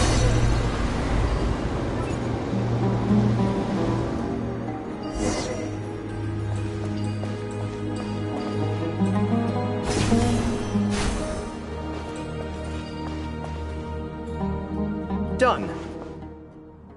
Huh. That's one big cat. And there's a shattered crown.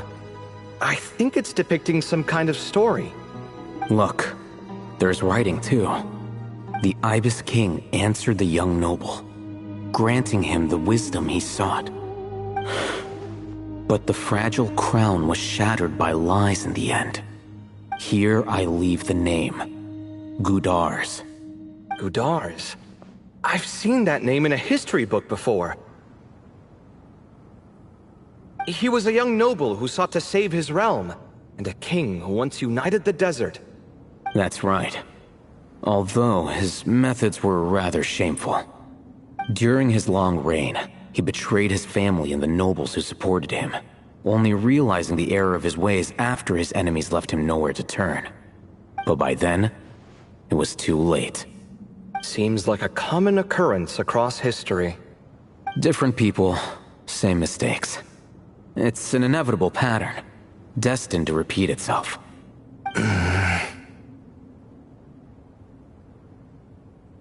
The writing mentions the Ibis King, but a cat is depicted here. Does that mean... So far, what's depicted on the slab seems true to history. In which case, this cat is either a proxy for the Ibis King or a manifestation of said king himself. Exaggeration is a common method ancient records use to highlight a being of higher status. And as we know, Layla and Jur both heard the sound of a cat while escaping the ruin.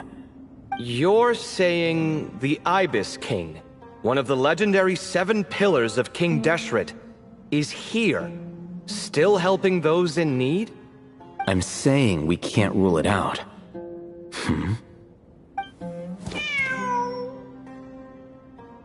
Wait, there it is! The cat!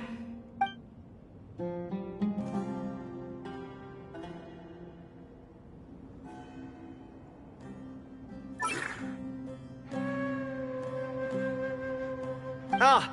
Marak went after him! The cat's showing us the way forward. Come, let's follow. Okay.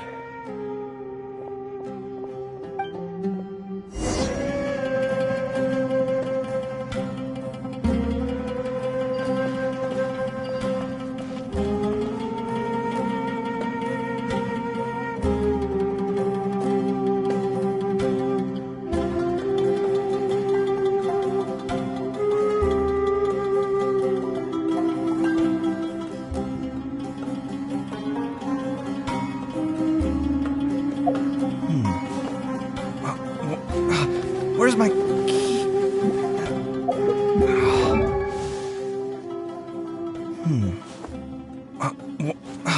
Where's my key? Not again.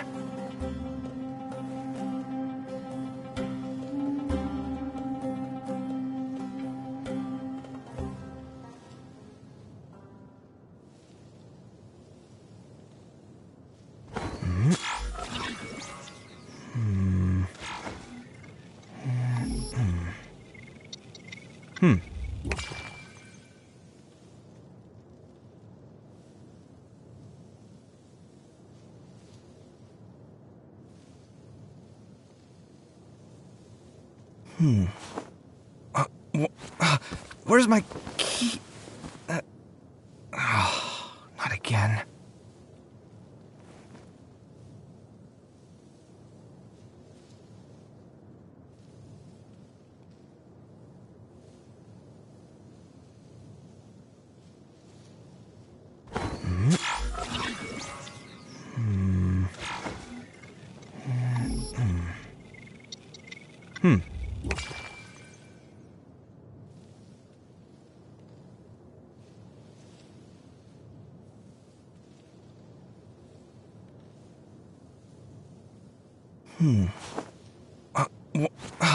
Where's my...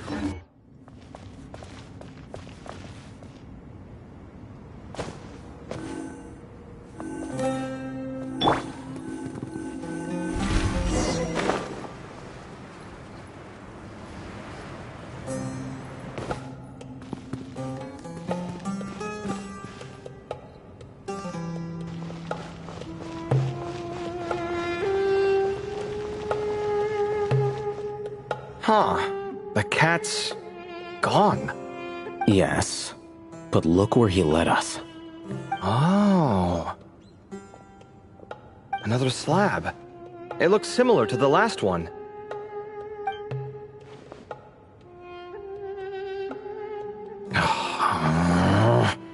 Oh, by all means, take your sweet time. Wouldn't want you to overexert yourself.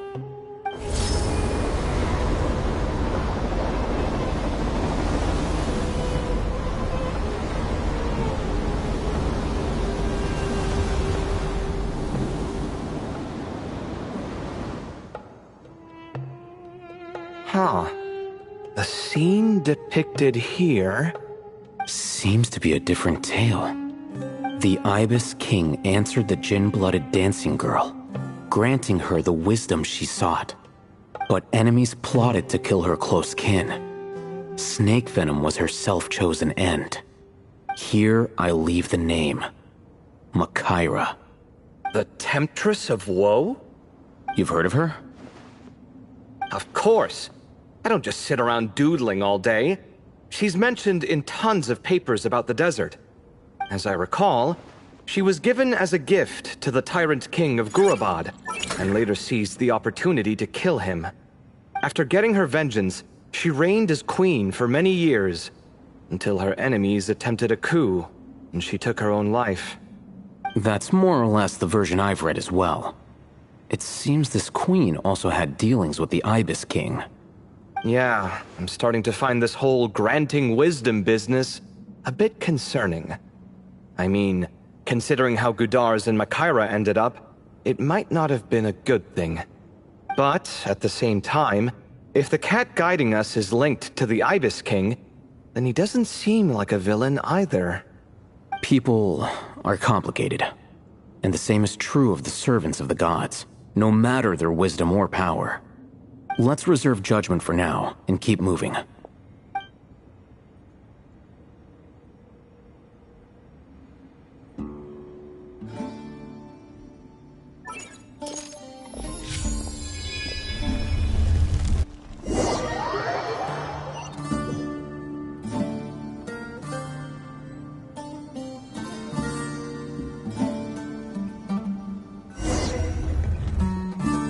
Oh, Paimon meant to ask earlier. Have your memories come back, Layla? No, sorry. To be honest, nothing about this experience feels familiar. Besides, my focus is the stars, so I don't spend a lot of time exploring ancient ruins. Guess that makes us the senior researchers in this scenario. Stick close, alright, Layla? Okay.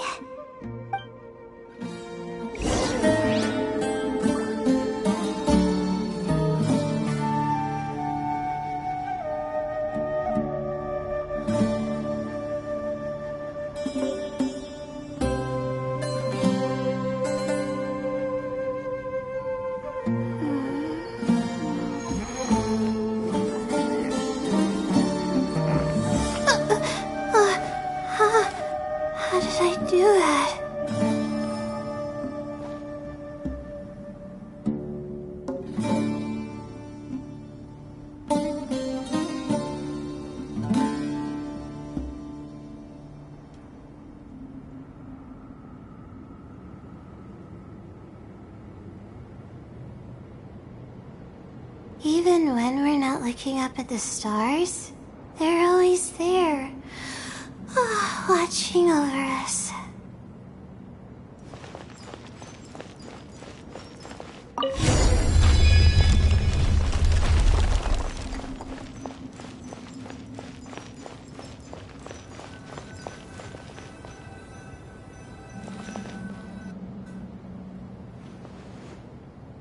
Wow, what a tall ceiling.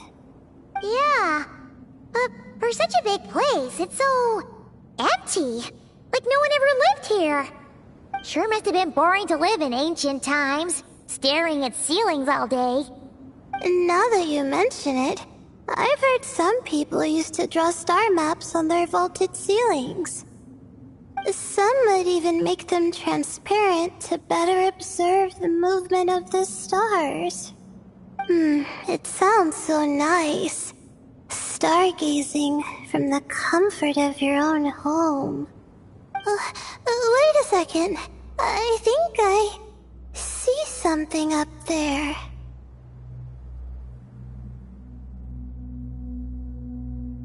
Huh? How is Paimon supposed to do that? Oh, right. Flying. Duh. Alright. Sit tight, everyone. Adventurer Paimon will be right back.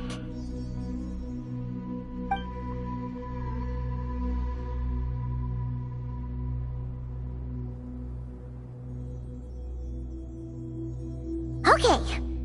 So, there's nothing super special up there. Just a couple of shelves, tables, jars, and scrolls. And a whole bunch of dust, dirt, and sand. You really want to search through all that stuff?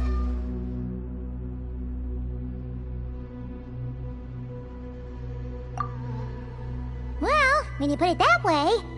Come on then, let's see what we've got. Paimon's hoping for something super valuable. Thanks. I'll stick close.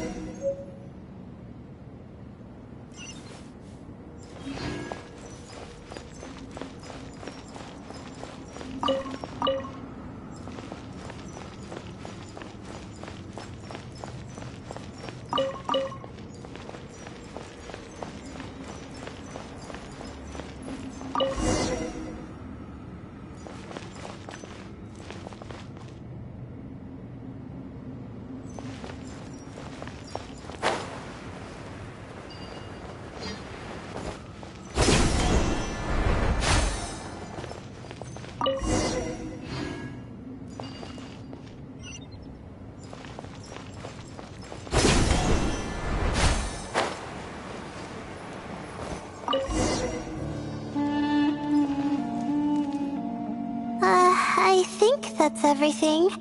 Most of the documents are in the ancient desert script, except these ones. These seem old as well, but the handwriting makes them stand out. Right! Let's arrange them in chronological order before we read through.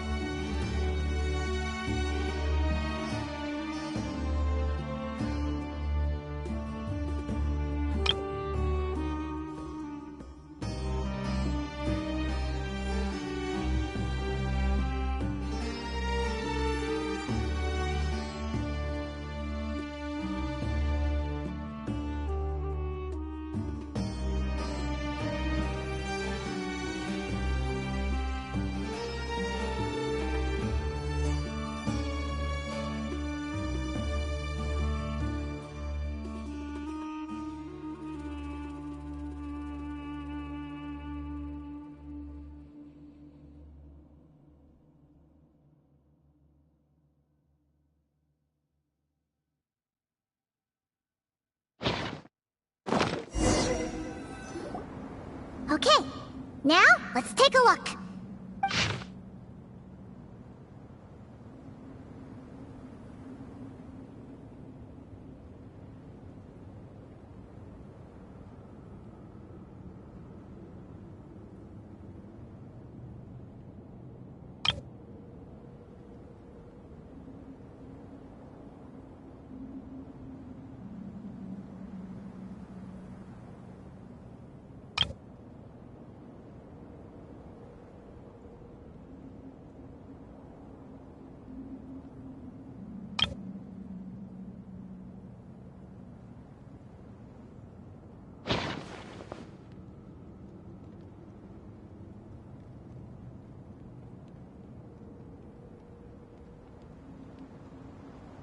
Maybe this person fell in by accident, like Mr. Jur and me. Yeah, maybe. But they don't sound super worried about their situation. So, either this person's an ace adventurer, like the Traveler, or some kind of super optimist. An optimist, huh? Oh, I wish I could be that sort of person.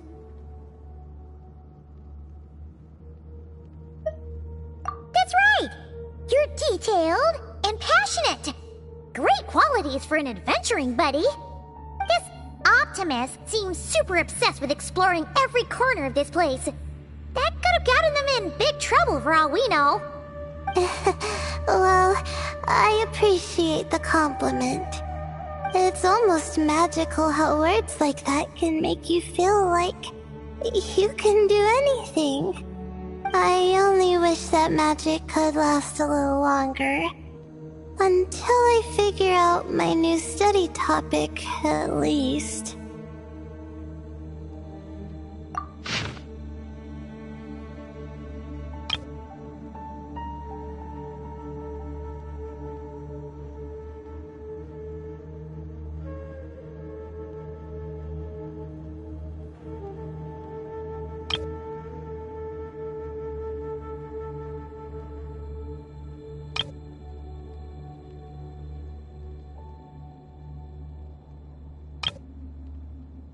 Oh, looks like you were spot on, Paimon. See? Told ya! That's what happens when you don't think things through. And all this talk about seniors and juniors, he was a student just like you, Layla! Whew, he sure talks a big talk for a student, though. You'd think he was some kind of old scholar instead. Huh. What is it? Did Paimon say something wrong? No, not at all. I was just thinking, and this might sound rude, but the way this person speaks is just so... you notice too. I mean, it's good that he helped treat his companion's wound, but it didn't seem like it was out of kindness. More like he was looking out for his own self-interest, or thought he could get something out of it. I don't know. Maybe I'm reading too much into it. Yeah. If you're both in this dangerous situation together, wouldn't you mention them at least once? If it were Paimon, she would write down the name of every single person she was with. No one would be able to get away.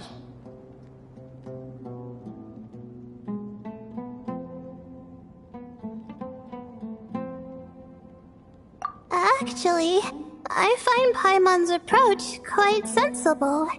It makes sense from a safety perspective, too.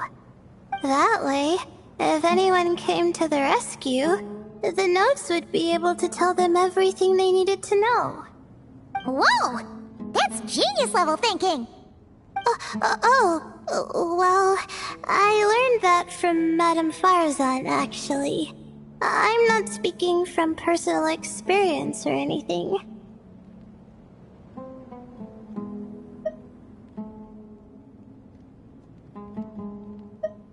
Oh, no!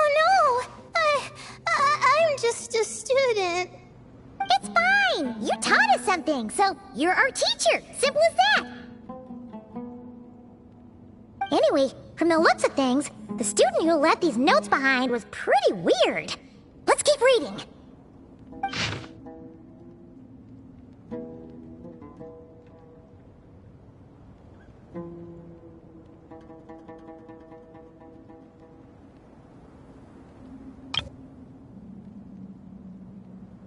Whoa! Hang on! That's a lot of information. Paimon needs a moment to take this in. The Ibis King. So, did this person actually meet the Ibis King here? Sorry. Who? Jeez, not again! Stop teasing her, Traveler! You know she was asking about Nefer. Anyway, Nefer's, a friend of ours. And she's mentioned the Ibis King before, but not in much detail.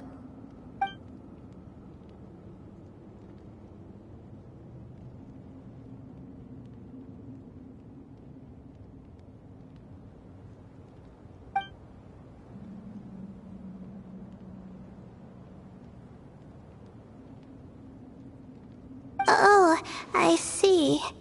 Well, that's not too surprising.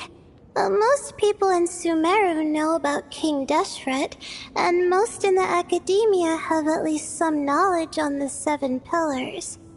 Legend has it, King Deshret ruled the desert at the head of several wise retainers, guiding their people to pursue the limits of wisdom. He also left behind treasures for future generations, which continue to be relevant in nearly every research discipline. Now, this message indicates this student and his senior were rescued by the Ibis King. But to think it's possible to meet him in a place like this... We don't know when these notes were written, but didn't the Seven Pillars disappear a long time ago?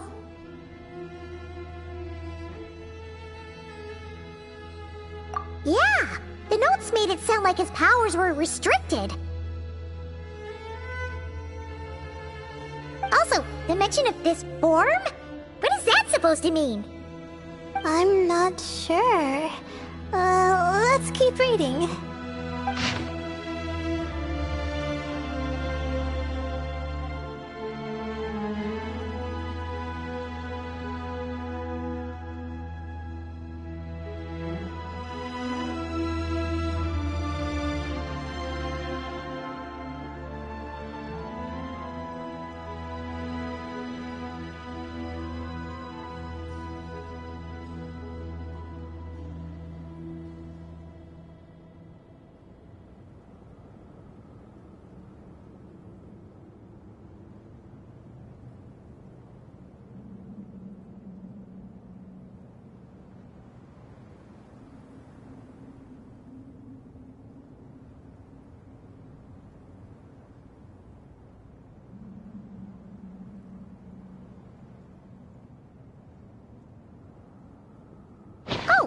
This is the last page. There's even a signature at the end. Well, sounds like they made it out. Guess it was a happy ending after all. Wait. But it says, the Ibis King cannot be trusted. Huh. Our friend said something similar. That the Ibis King was a liar. And the notes did make it seem like something wasn't quite right with him. Maybe he wasn't one of the Seven Pillars at all, but some kind of con artist.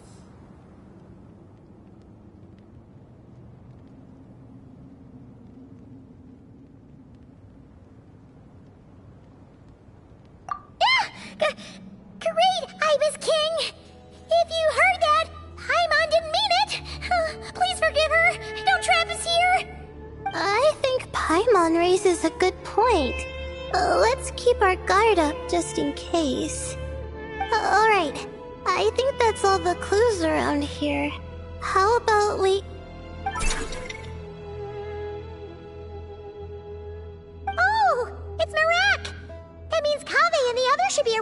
here, right? Hello? Anyone up there? Can you hear us? Yeah, we can! You know, sound travels just fine in an empty chamber like this.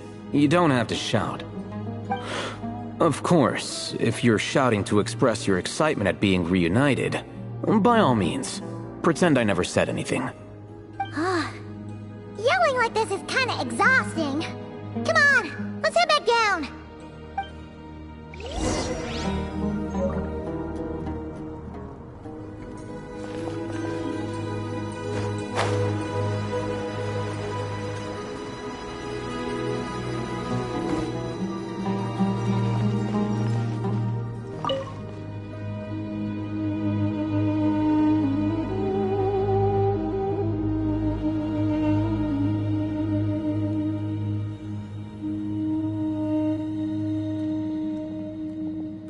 Wow, we all ended up in the same place, huh? Yeah, what a coincidence. Indeed.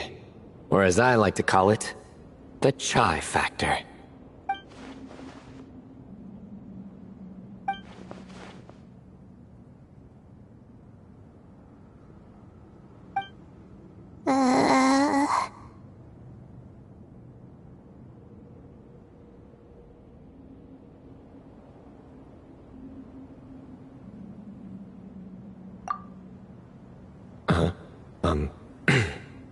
No reply? Just say it. All right. Because it's spice to sweet brew again. Oh, hey, that's a new version. Wait, what? You've never heard that one?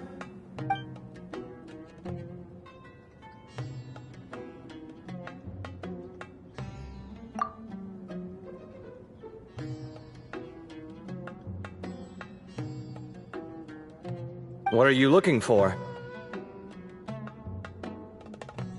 A place to sit and read my book.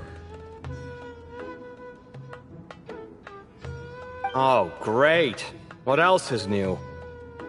Well, looks like everyone made it through unscathed. Let's take this chance to get some water, rest a bit, and discuss what we learned. Sound good? Yeah, let's debrief.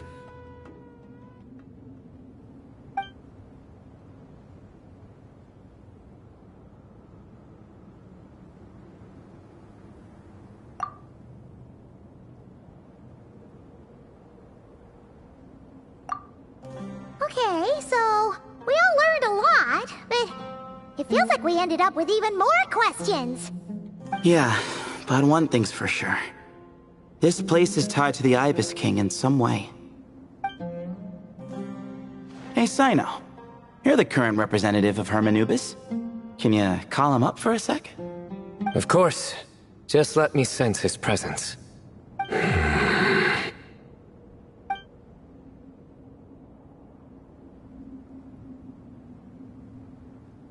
Just kidding. I can't sense him at all.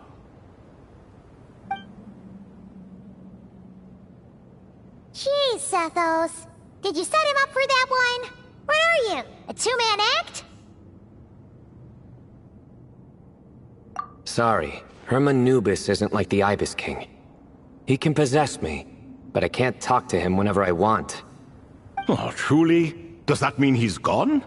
I would have liked to reminisce about old times with him.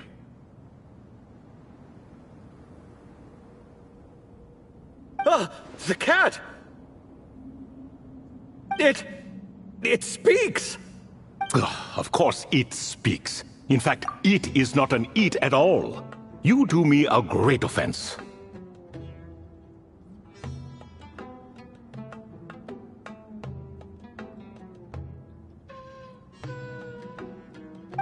My apologies. Esteemed cats, sir?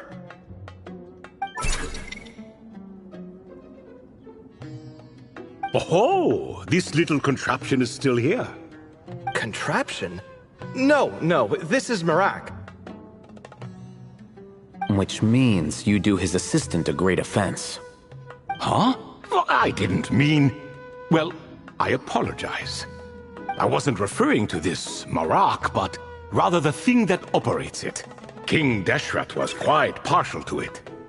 I have forgotten what it was called. It must have had an official name, albeit in the old tongue. Even if I did remember, I would need to translate it into modern language. Ah, it's not important. Marak's a fine name. Even better than the original, if you ask me. Who thought of it?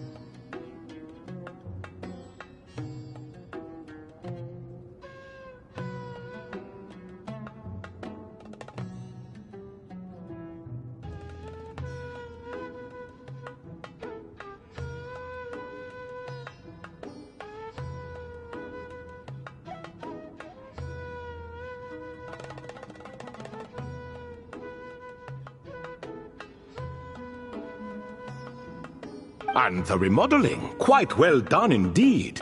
This Marak looks much happier in its current form.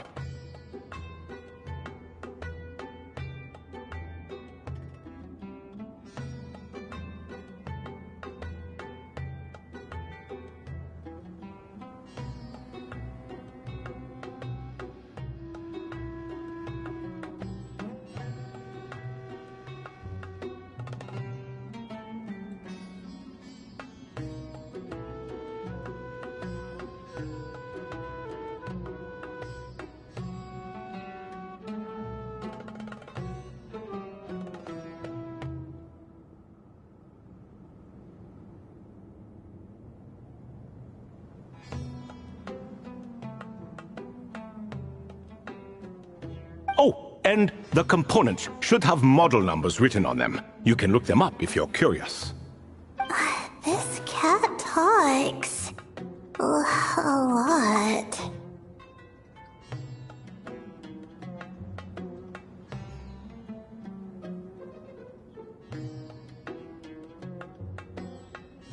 Quite the one-sided conversation.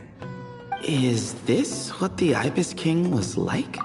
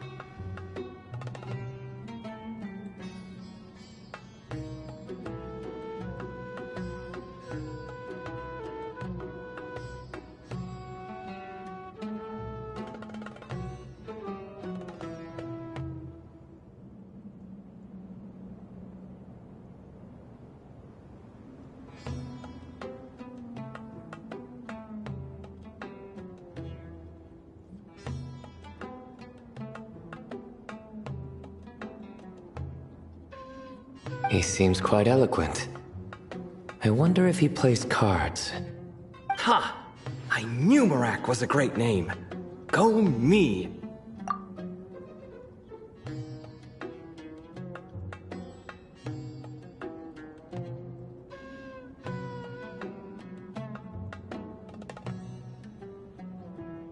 Let's see, what page was I on again? Should have brought a bookmark. That all went over Paimon's head.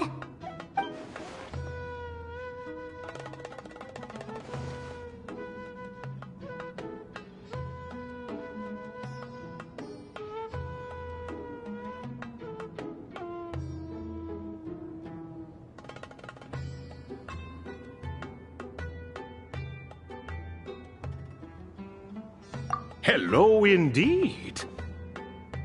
For you to know my name.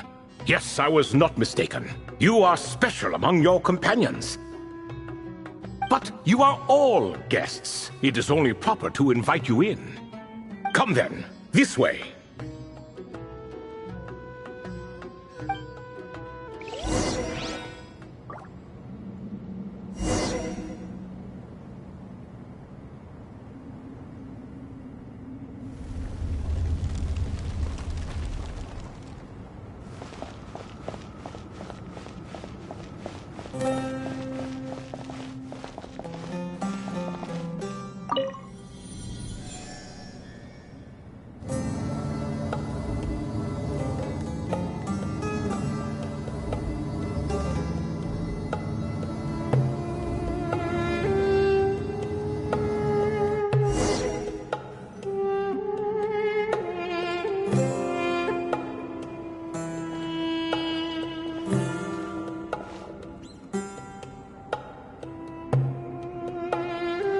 Welcome to my humble abode. Oh, your house sure is spacious, Lord Ibis King. I fear it's not quite what it used to be.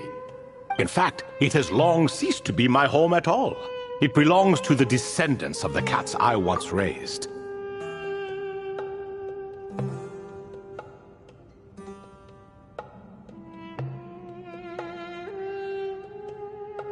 Such adorable creatures, aren't they? Take the one I'm borrowing here, for instance. A chubby fellow with such lovely fur.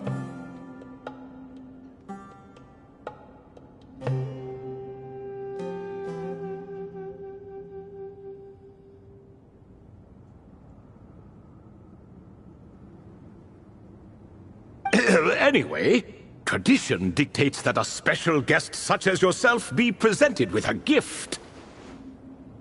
Alas, it's a first-come, first-served basis, you see. I fear with the passage of time, none are left. What?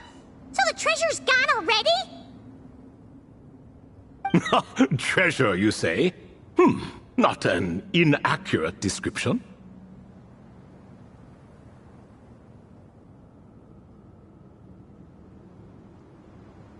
Yes, and no. I have the power to grant gifts inaccessible to the masses. The only requirement is answering a question. Not a bad deal, yes? Of course, my questions were given unto me by King Deshret, who in turn received them from the Mistress of Flowers. There are 3, and no more. What causes our rise and fall? What obliterates love and hate? What determines truth and falsehood? The more he talks, the less Paimon understands. I see. That must mean Gudars and Makaira managed to answer 2 of the 3. Another who understands. Oh, so that's the event those 2 slabs are depicting. Ah, priests and their records. A singular obsession, and quite boring too. After being imprisoned within Aru, I could, on occasion, take the form of a cat to converse with those around me. But I despised speaking to them. No conversational skills whatsoever.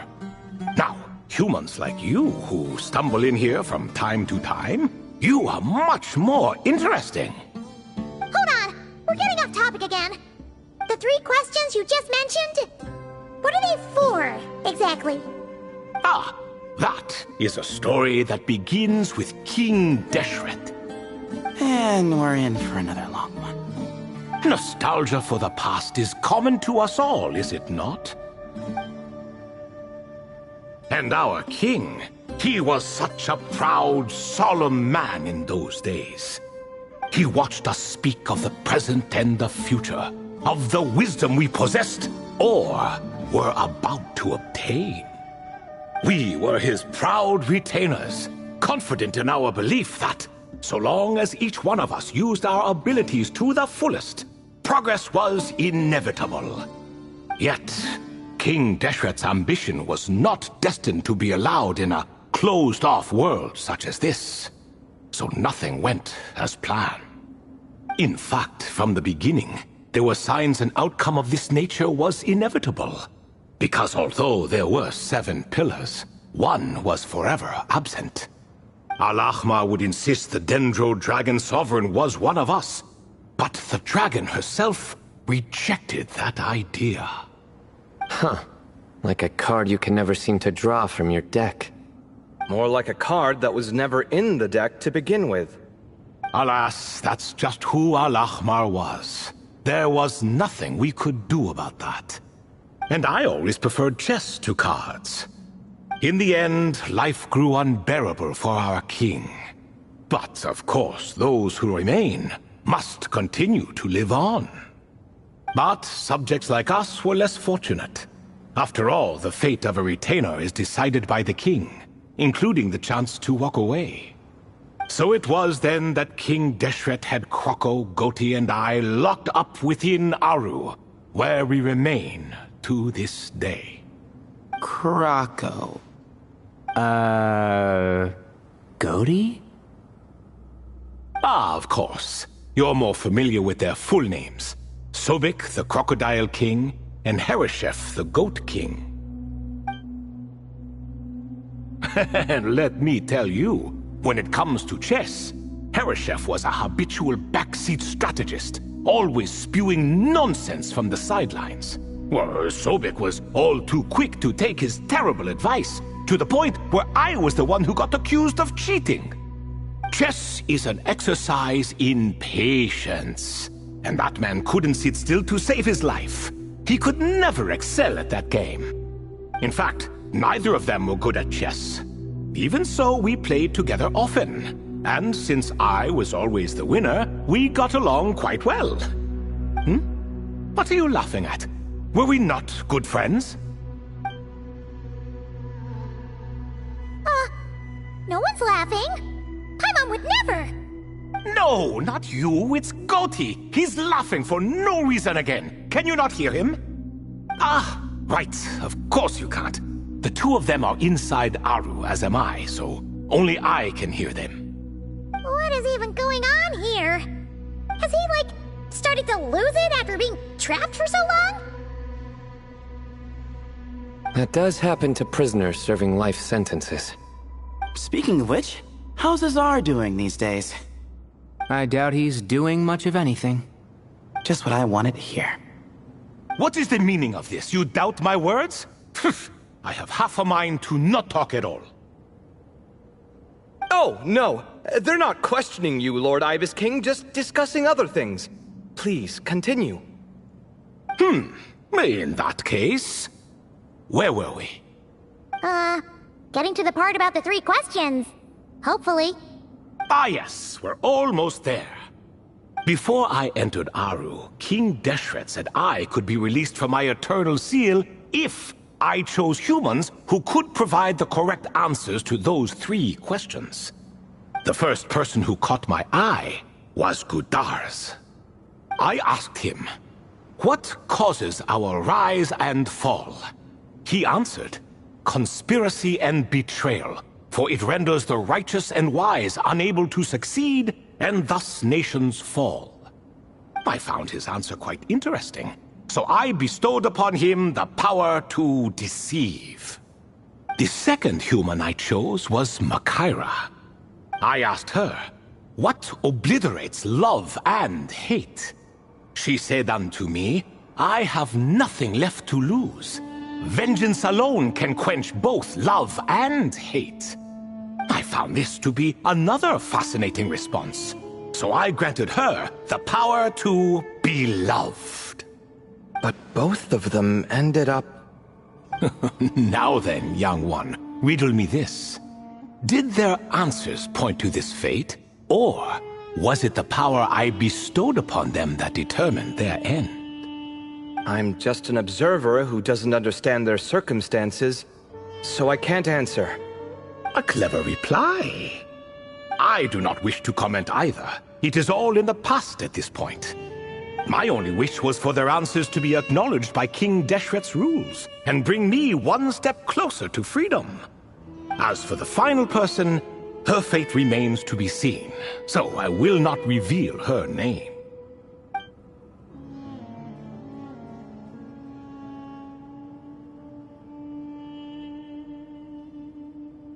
I asked her, what determines truth and falsehood? And found her answer quite compelling, so I bestowed upon her a gift to match. As you can see, however, I have not been freed, so it's clear the answer she gave at that time was wrong. But, alas, 3 people were chosen, and 3 questions were asked. So now all I can do is wait. Wait until her wisdom is in line with the rules set forth by my king. Until she has found the true answer to that question. No wonder there was no 3rd stone slab then. Or perhaps you're just not ready to include her in the story. Though, that might be a generous interpretation. Well, it's not merely because her story remains unfinished. As the remaining priests of this place left, or passed on, there were none left to record the events that followed. Besides, stone slabs are few and far between in the Great Red Sands. In the sprawling desert, very few things or people even manage to leave a trace. But sometimes I can't help but wonder, if that young man from several centuries ago had been willing to answer my question, would I have left Aru by now? Wait, so there was someone else? Of course, it has been thousands of years after all. All sorts of people have stumbled upon this place, but I only chose the special ones. That young man had such a singular intelligence, though his companion, by contrast, was rather average. The author of those notes we found? The student named Zandik?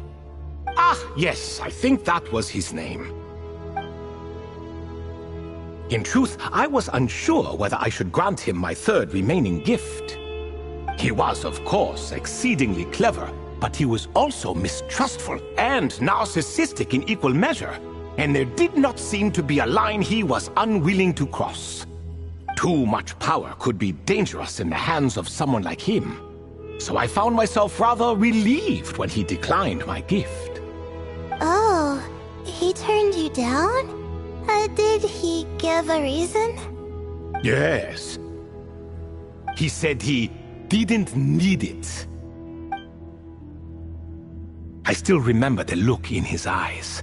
Nothing stood out per se, and still I could sense contempt and disdain radiating from his gaze. I could not give an exact reason, but on instinct I just knew it would not end well to get close to a man like that. So, I tricked him. Stick close to your companion, I said.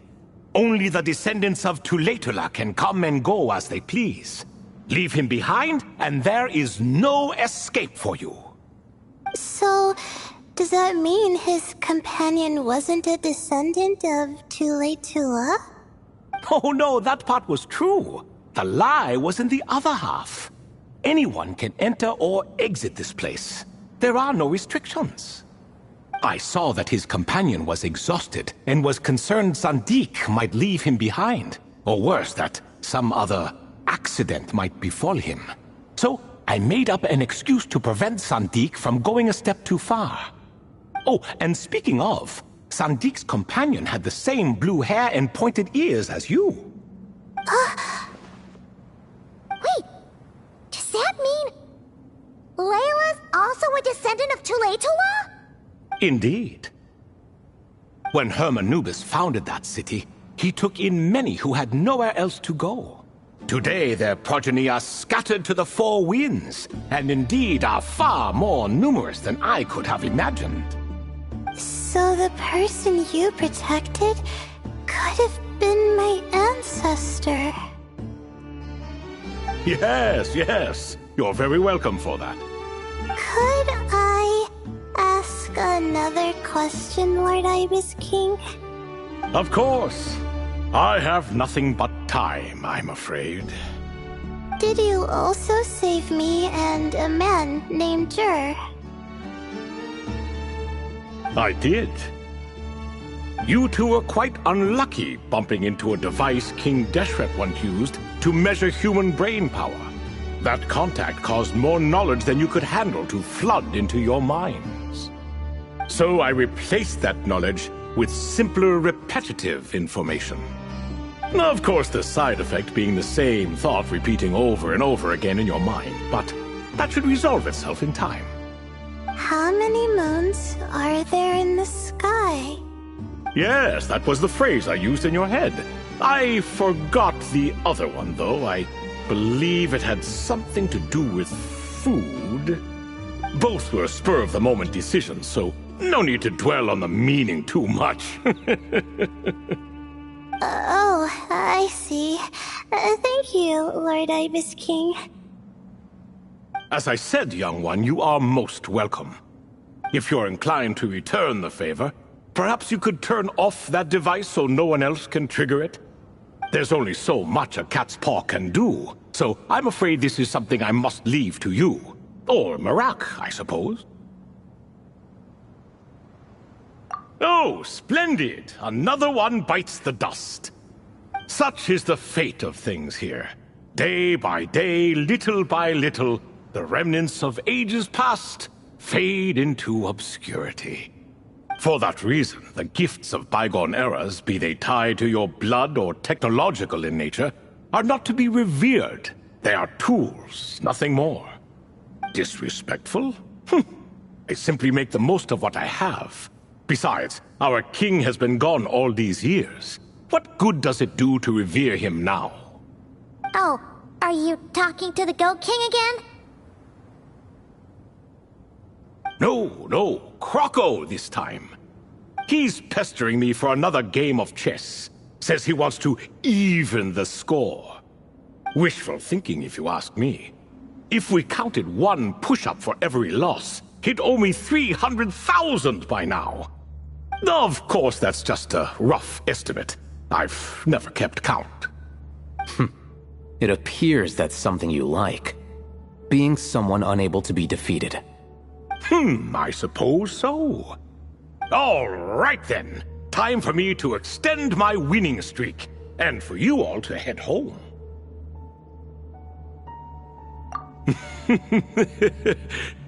In truth, deep down, I know even the answers to those 3 questions will not change my fate. But that is for me to reckon with. Go on now.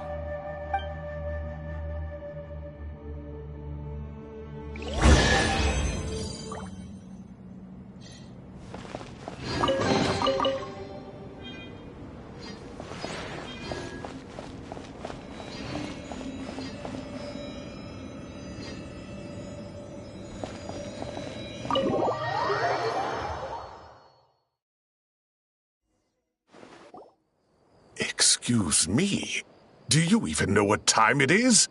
I've harvested 3 crops of tomatoes while you've been gone. You're exaggerating, Professor. I'm making a point. There's a difference. Sincerest apologies for keeping you waiting, Professor Cyrus.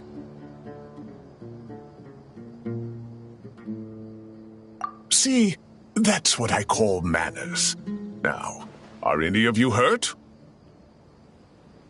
Nope. It went way smoother than we expected, actually. I presume the investigation is complete then. Come, tell me all about it. Oh my, did you luck out? If you've read the work from the Vahumana Dashan, you would know that the Ibis King has, well, let's call it a mixed record. Perhaps he softened up a bit in his old age, and that's why he chose to help you. Or perhaps he just didn't have a good enough reason not to help us. See? Marak agrees. How do you even know that's what Marak meant? That could have just been a happy noise. In any case, there's a lot to be happy about. We figured out what happened to Layla and Jur, and there were some unexpected takeaways too. Yeah, I never expected to learn about my ancestry. I've always thought of myself as just an ordinary student. I never would have even considered something like that could be true. Come to think of it, our ancestors might even have been friends at some point. Huh? You're right. Maybe I should take a trip back home to see if I can find any records about that. Oh, I was just throwing that out there. I wouldn't want you to go to the trouble. It's fine. My advisor gave me a break, and I still have a few days left, so... Oh, wait. My study topic. I haven't made any progress at all. No. I need to focus on that instead. Right. Couldn't you help her, Professor? Huh? No, I could never. Me, you say? I'm from the Spatamar Darshan, and I don't think that Nephis or Zahahadi researched the stars. All I have to offer are my homegrown tomatoes. Although I suppose it's not impossible. I can ask a few old friends to recommend some interesting topics. You really don't have to. It sounds like a lot of work. Hardly. A few passing questions while we water the plants? It's no trouble at all. Thank you so much. Of course.